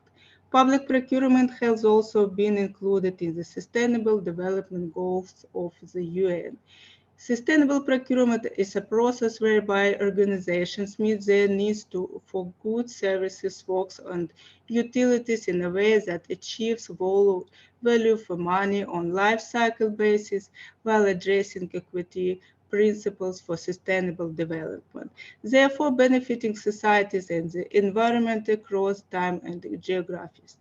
Public procurement should help governments deliver on state strategies which may be underpinned by development blocks such as economic facilities, social opportunities, protective security, political freedoms, and transparency guarantees.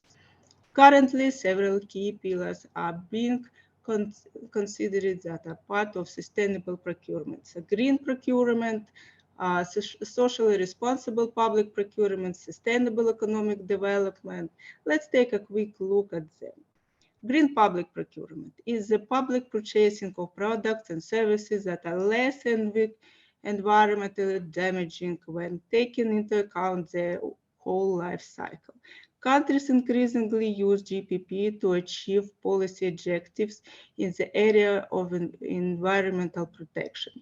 Public institutions can use life cycle costing to calculate all costs of a product or services through its lifespan, including hidden costs such as energy consumption and waste generation.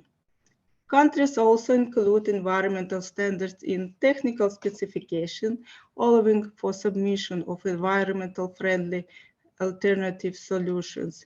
Award criteria, weighted environmental criteria, eco-label, and as a criterion Contract performance clauses, such as requiring a minimum share of recycled materials. Socially responsible public procurement is about achieving positive social outcomes in public procurement contracts. Procurement affects a large number of people, users of public services, those involved in production and delivery of staff of the buying organization. By purchasing wisely, public buyers can promote employment opportunities, upend the reskilling of the workforce, decent work, social inclusion, gender equality, and non-discrimination. Accessibility, design for all, ethical trade, and seek to achieve wider compliance with social standards. For some products, works, or services, the impact can be particularly significant as a public purchases command a large share of the market in sectors such as civil engineering, healthcare, and transport. To address social challenges, public authorities need to step up efforts to deliver on the special aspects of sustainability. Public buyers are major investors in Europe, spending currently over 14% of the EU gross domestic product. By using their purchasing power to opt for goods and services that deliver positive social outcomes, they can make a major contribution to sustainable development. The current COVID-19 pandemic affected employment, increased inequalities, worsened the working conditions of workers globally, placed further pressure of the delivery of certain services to the person, and impact smaller businesses. In their recovery strategies, countries will need to improve social inclusion and fairness through education and skills, employment and social and territorial cohesion, and ensure that the green and digital transition will create jobs, sustainable growth, and social economic resilience. SMEs. Engaging small and medium enterprises in public procurement ensures a more competitive bidding process and affords access to a wider choice of innovative solutions. However, complex public procurement system and processes are a major hurdle to SMEs participation due to their internal constraints in terms of financial, technical, and administrative capacities to access procurement opportunities, prepare tender documentation, apply procedures, and executive contracts.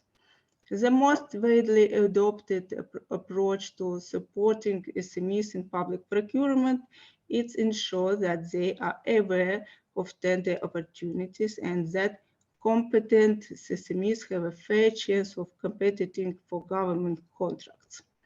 By constant, only a few countries have legislative provisions for bid preferences. It's Korea and Mexico, or set aside for SMEs. It's Canada, Korea, and the United States, often targeting specific categories of small businesses, Aboriginal small businesses. In Canada, small businesses from disadvantaged districts in the United States. E-procurement is the integration of digital technologies in the replacement and redesign of paper-based procedures throughout the procurement process. It not only increases efficiency by facilitating access to public tenders for supplies, but also improves transparency by holding public authorities more accountable.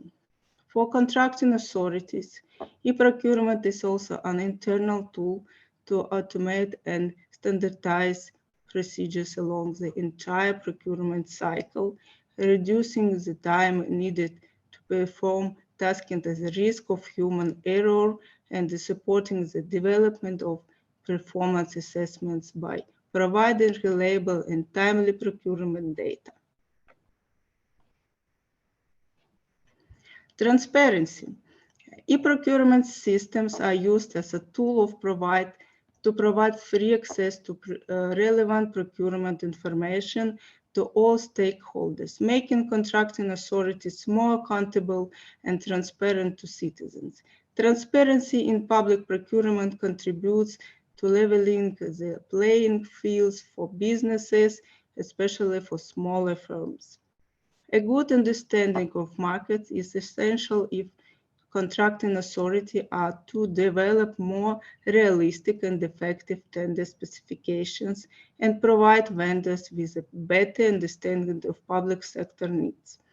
Early engaging mechanisms with potential suppliers can help contracting authorities improve the quality of technical specification, which is key to effectiveness public procurement processes. These mechanisms include publishing requests for information and prior information notices, one-to-one consultations with suppliers, holding industry and supplier days. In addition to integrity breaches, public procurement is subject to other risks that can affect the outcome and impact of public procurement processes, such as risk of waste or ineffectively in all aspects of the procurement processes or risks. Next, enhanced data collection, very important direction. According to the 2020 data, around 2/3 of countries have developed a centralized collection of procurement data, at least regarding central government bodies and agencies.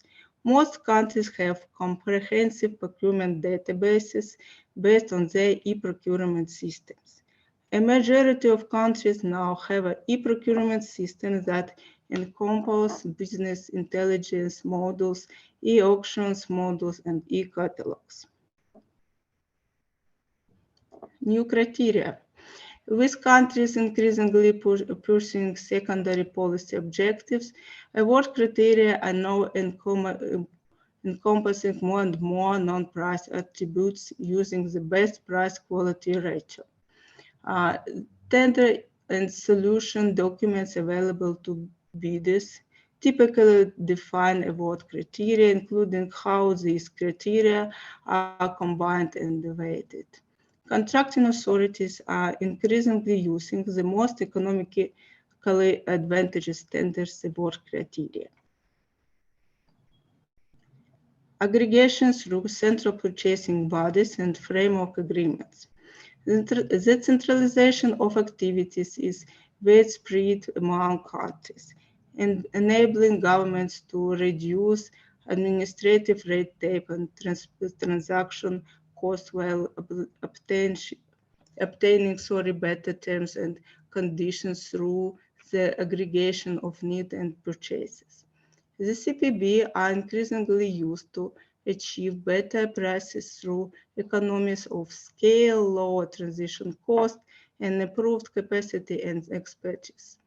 The purpose of a framework agreement is to establish standardized terms and requirements under which contracting authorities award contracts.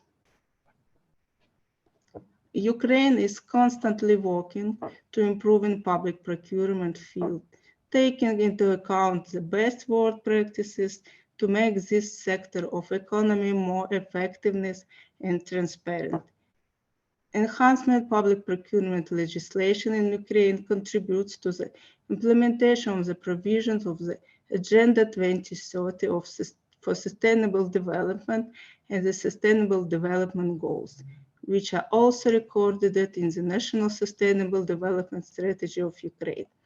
In a new reduction of the public procurement law is included a number of social considerations such as protection and simplification of procurement procedure in social sensitive sphere and for socially vulnerable members. Reflection of the provisions in the ILO Declaration on Fundamental Principles and Rights at Work and its follow-up, such as the elimination of all forms of forced or compulsory labor and the effective abolishment of child labor. the rules of use non-price criteria and simplified. Another important direction of developing public procurement in Ukraine is promotion of the use of e-procurement system Prozora and greater competition as a source of transparent, efficient procurement, even for low-volume contracts, with a special regularity model, simplified procurement for contracts below the PP law threshold. Another direction, e-catalogs for low-volume contracts. And generally, our objectives is contracting authority are thinking more about the efficient use of taxpayers' money and the purchase of quality, safe, and environmentally friendly products, interests of socially vulnerable members of our society, compliance of safe and decent working conduct. Public procurement is an important part of the government's administrative policy and in an important means of achieving its administrative policy objectives, namely an innovative, collaborative system of centralized government administration that are legally certain and effectiveness, delivers the highest standards of quality, service, and availability of thereby contributes of countries and regions. Thank you very much for your attention. Щиро дякуємо за доповідь, пані Оксані. Дійсно, виступ дуже цікавий. Хочу зауважити, що сфера державних закупівель є вкрай актуальним напрямом досліджень в Україні.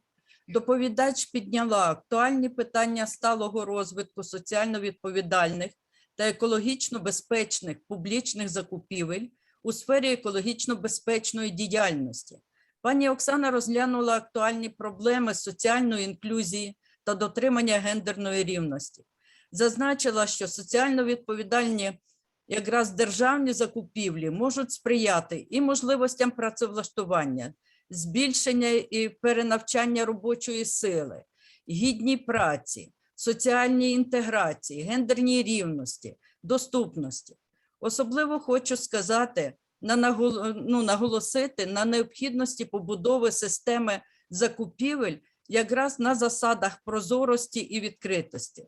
З цього виступу ми почерпнули багато цікавої інформації і цікавих висновків. Доповідь Оксани Кам'янецької відкрила значний простір для подальших наукових пошуків, і я дуже дякую вам за вашу працю. А пана Володимира прошу перекласти для наших колег. Дякую. Thank you for your interesting presentation.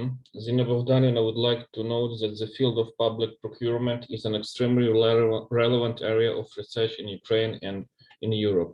The speaker raised topical issues of sustainable development, social responsible and environmentally friendly public procurement in the field of environmentally friendly activities.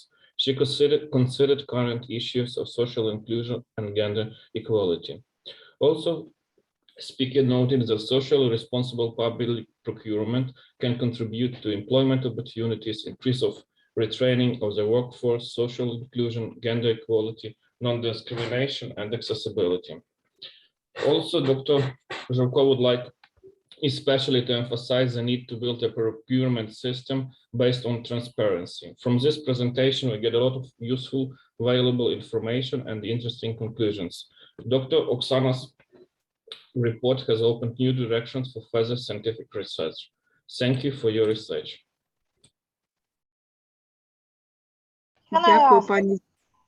Дякую, пані Зінаїда, за теплі слова. Дійсно, сфера публічних закупівель на сьогодні, як в Україні, так і в цілому в світі, рухається в напряму сталого розвитку, оскільки проблеми екології, проблеми підтримки соціально незахищеної верстви населення, розвиток малого та середнього бізнесу є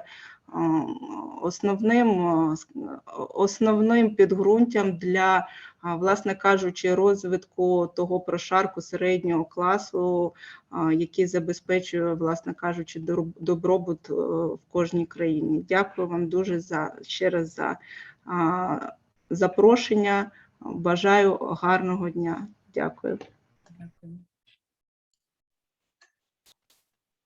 Thank you for your very cool talk. Maybe someone has a questions.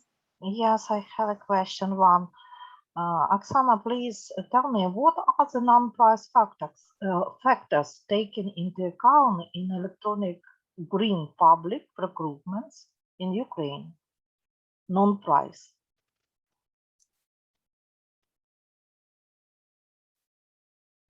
Please switch on the microphone. Sorry, green public procurement in Ukraine, yes? And Non-price, what are the non-price factors taken into account in electronic green public procurements in Ukraine? Currently, в настоящее время, на сьогоднішній день ми маємо декілька, знову ж таки, біля 32 критеріїв, які визначають саме специфіку застосування зелених закупівель, які визначаються нецінові критерії, які можливо, знову ж таки, враховувати закупівельникам в системі прозоро і, власне, завдяки цьому визначати за ваговими критеріями вагу певного критерію зелених закупівель в визначенні переможця певного тендеру. And what's the difference between price and non-price criteria? Різниця Between weight of this criteria, yes? Так, між ціновими та неціновими критеріями різниця проста. Цінові критерії ви виграваєте за ціною, а нецінові критерії – це критерії, які враховують саме додаткову вагу, яка, коли тендер може бути трошки дорожчий, але певні критерії щодо його життєвого циклу, в цілому він буде дешевший, якщо прорахувати життєвий цикл цього товару. Yes, but I ask what's the difference between the weight coefficient between price and non-price criteria? Because you speak about the green public procurements. Так, зелені закупівлі, сталі закупівлі, знову ж таки, зелені закупівлі в даному випадку ми можемо враховувати, знову ж таки, наскільки певний товар можливо в подальшому більш ефективно з точки зору екологічних складових використовувати, наскільки він забруднює чи не забруднює навколишнє середовище, наскільки він є ресайклінг, можливість переробляти цей товар, наскільки він є еко-френдлі, наскільки він відповідає певним стандартам, знову ж таки, використання цього товару більш безпечно для певної верстви населення. Наприклад, скажімо, використання, наприклад, якщо брати фарби, так? Фарби можуть бути залиті в різні банки, які можуть бути скоріше ресайклінг та менш швидше ресайклінг. Є більш екологічно небезпечні, є менш екологічно небезпечні. Тому є багато критеріїв, які, власне кажучи, особливості певних товарів. І на сьогоднішній день, звичайно, однією з основних завдань є для нас – це розширення саме цих критеріїв, розширення опису певних критеріїв щодо груп товарів, типізації, щоб більш якісно і ефективно використовувати саме зелені критерії, які включаються в нецінові критерії і в їх вагу. Maybe I ask you in Ukrainian. Яка вагомість цінових і нецінових критеріїв, коли ви проводите державні закупівлі? Priority of price and priority of non-price factors in public procurements. Так, 30%. Плюс-мінус в залежності від ваги, так. 30% non-price factors, yes? And 70% price factors. Price criteria, yes. Yeah, thank you. Maybe any additional questions? Дякуємо велике за доповідь, за відповіді, ґрунтовні, змістовні, досить цікаві. Знаємо, наскільки ви, пані Оксано, зайняті, тому відпускаємо вас працювати і продовжуємо нашу конференцію далі. Дуже дякую, гарного дня, до побачення. Дякуємо навзаєм.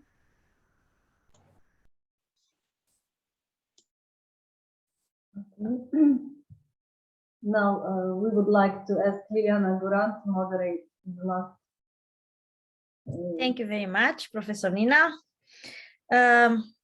Sorry to tell, as a remark, please try to use the standard language because we are all, half of us, we are out of subject. Thank you very much. Okay, then let me introduce our chairperson, the Vice President of FAI India, Professor Veera Guraman, to chair the next session. Please, Professor, hold the line. Thank you very much. Am I audible to you? Yes. Sure. Thank you very much for the opportunity given to introduce the resource person, Alyona Korogad. She is a junior journalist of Dixie Group, internal committee of Verkhovna Rada of Ukraine on Ukraine integration of the European Union. And her topic is on Ukraine decarbonization policies during COVID-19. I request Alyona to take over the session.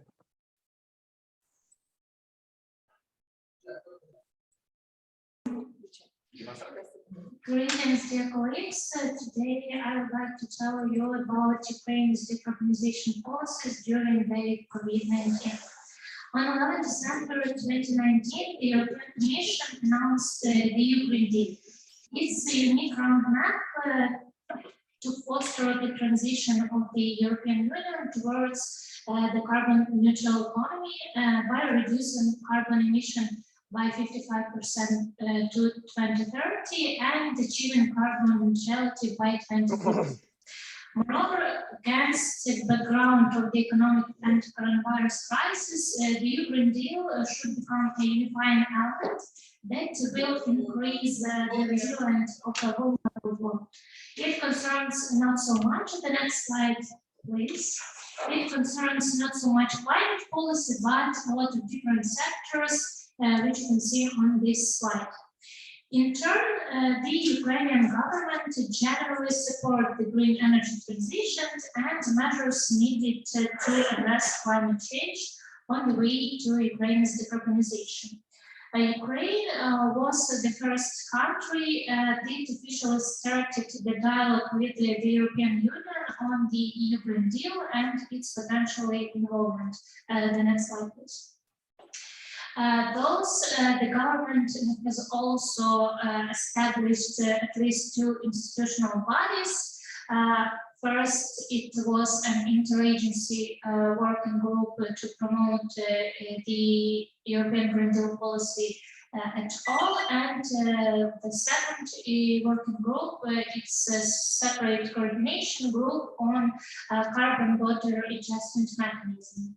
Also, it worth noting another essential steps from the Ukrainian government. It's approved goals of Ukraine's climate policy until 2030.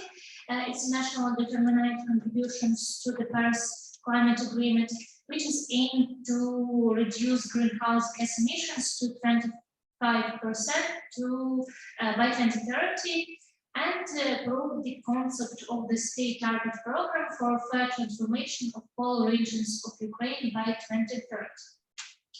At the same time, there is a lack of action from the government on increasing Ukraine's climate ambitions and strengthening relevant legislation. In Ukraine, with the advent of the COVID-19 pandemic, the already difficult situation in the rice market has become even more complicated. Increasing problems of generation restrictions, non-compliance with the memorandum, which was signed between investors in vessel producers and members of the government, retrospective reduction of the green tariff, which together deepens the crisis of rice investors and decline the development of the sector at all. Furthermore, the next slide. Preliminary analysis demonstrates that after the start of COVID-19 pandemic, the Ukrainian government has continued to finance fossil fuels, as you can see on this slide, included also non-profitable mines, while supporting for climate actions remains low. According to the last update of the Energy Policy Tracker is a special instrument created for monitoring policies and financing into the energy sector. Since the beginning of the pandemic, in early 2020, Ukraine has committed at least minus 130 million to supporting different energy types, among which at least 1.35 billion on fossil fuel energy. So as we see, while the world is actively implementing initiatives to decarbonize the energy sector and the economy at all, and allocates funding for recovery and resilience during the pandemic, Ukraine, despite loud statements and intentions, it's not hurrying its actions. Thank you a lot.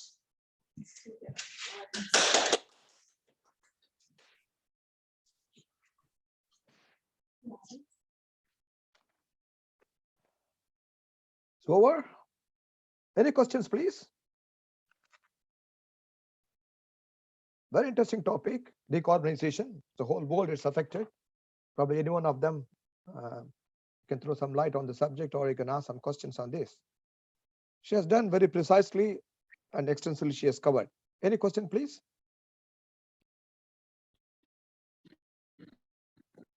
Utpal Kumar Saha, his name is shown there.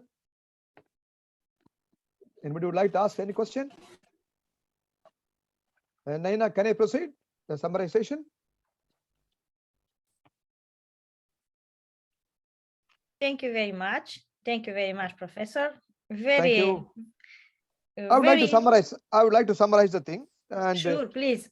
Yeah, she has started. See, in fact, I can give some light on this area. More and more countries are pledged to be for the decarbonization in the whole world. It's going on there.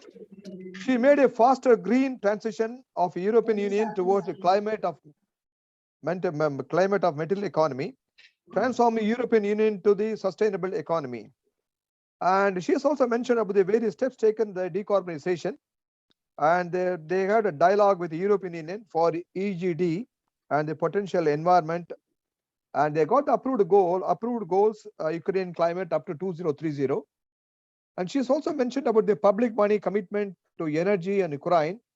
And since January 2020, as on 6 October, I'm very happy that she has given latest, the data has been given the 6 October 2021. And $1.3 billion have been fossil fuel energy and clean energy 2.007. In fact, I would like to say my main point on this area is this topic is a very interesting topic, and I appreciate her. She has finished on time. That's more important thing. She has started there and she's on time. And also she has nicely covered, and with a few slides, she has covered extensively on the topic. And thank you very much. All the best and good day for everyone. Thank you, Professor. Professor Nina. Thank you, dear Professor Liliana Guran. Actually, our first technical session for the first day is over, and we have just paper presentation session. Chairpersons this session, Praveen Kumar and also Dr. Olga Dichenko. Professor Neena, let me yeah. inquire whether the paper presenters are present here or not. Because one presenter in the was very much interested. Let me check. Because message was already shared. If she is here, only then the paper presentation session will be conducted. Otherwise, we would like to close the session. Right. Because let me check the paper presenter from Tamil Nadu, from Avinash London Institute. Is present here? No, she is not present here, please. Professor Neena, please, you and Professor Natalia, please conclude the session. Okay. So thank you very much to all participants of today's conference for participation. Thank you very much for conducting this event. And it was a very interesting and useful and valuable information that we had an opportunity to see and to hear, for the questions and for discussion that we participated in. Thank you very much to organizers, to Kyiv National University of Trade and Economics. Thank you very much to General Secretary and to President of FATRA Academy of India, to all executive members as well, to all speakers and chairpersons of today's conference. Thank you very much for today, and to be continued tomorrow at 11:30 by Ukrainian time. So Professor Natalia would like to say something. I would like to. Профессор Наталья, несколько слов в заключение. The first day of the program is over, successfully completed. Professor Natalia, your words. Шановні колеги, дуже цікавий сьогодні насичений в нас був день. Цікаві доповіді, ґрунтовні дослідження. Було приємно почути досвід шановних колег з різних країн світу для вирішення певних питань наших загальних. Тому ще раз всім дуже вдячні і зустрінемося далі завтра. Dear friends, dear colleagues, dear participants of the conference, it was a great day and all the ideas that were had today are of great value and great interest for, of course, our countries. Natasha says thanks to everyone, of course, with the hope to see each other tomorrow and to have the same great and productive day. 11:30 for Ukrainian time. Thank you, Professor. Thanks, Professor Yulia. So now I would like to ask Professor Premji Singh sir, on behalf of FAI, please say 2 words. Premji Singh sir. That is, it was very interesting. That is, today's discussion, even though because most of the presentation is in Ukraine, but it was translated. And this public administration, because it is the need of the hour, and as we have already seen in the presentations about the public procurement, and even this crisis period also, because actually in all the countries, including India, and even the vaccination program, it is very much successful in our country, that is India also. But the real thing is actually public management, public administration. It is the need, because it is very much required, because the public awareness, and even though vaccination program is going on very smoothly, but it is not up to the mark due to the failure in the public, administration. That is why today's presentation, because public administration and public management, actually it is the need of the hour. And without this, actually, there is any program, any technology, or any know-how, it cannot run successfully. And in my opinion, that is all the presenters, they have already contributed in their own field in all aspects my opinion, because it is because all those, what to say, new innovations thoughts, and we have to work in convergence mode, in collaboration, so that one country can get benefit from another country. For example, India, or that is our country, can benefit from Ukraine. And for example, our Dr. B.S. Beast, our president of FAI, and he presented about self-government, that is in our Indian scenario.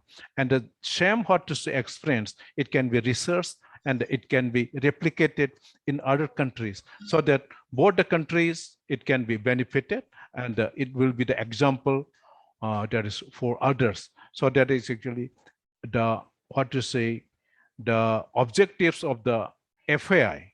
That is, we can solve, we can tackle the problems globally, not independent, separate, or in isolation in the country. So that, I think today's presentation, it is, I think, a big achievement, and that thank you very much for giving giving the opportunity to express my views on this first day, that is of the seminar, international seminar. Thank you very much. Thank you, sir. Thank you. I would like to express my sincere thanks to Professor Raguraman.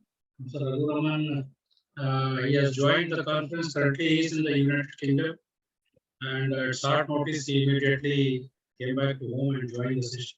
I'm grateful to you, sir. Thank you, sir. Chairing the session and giving your fruitful remark.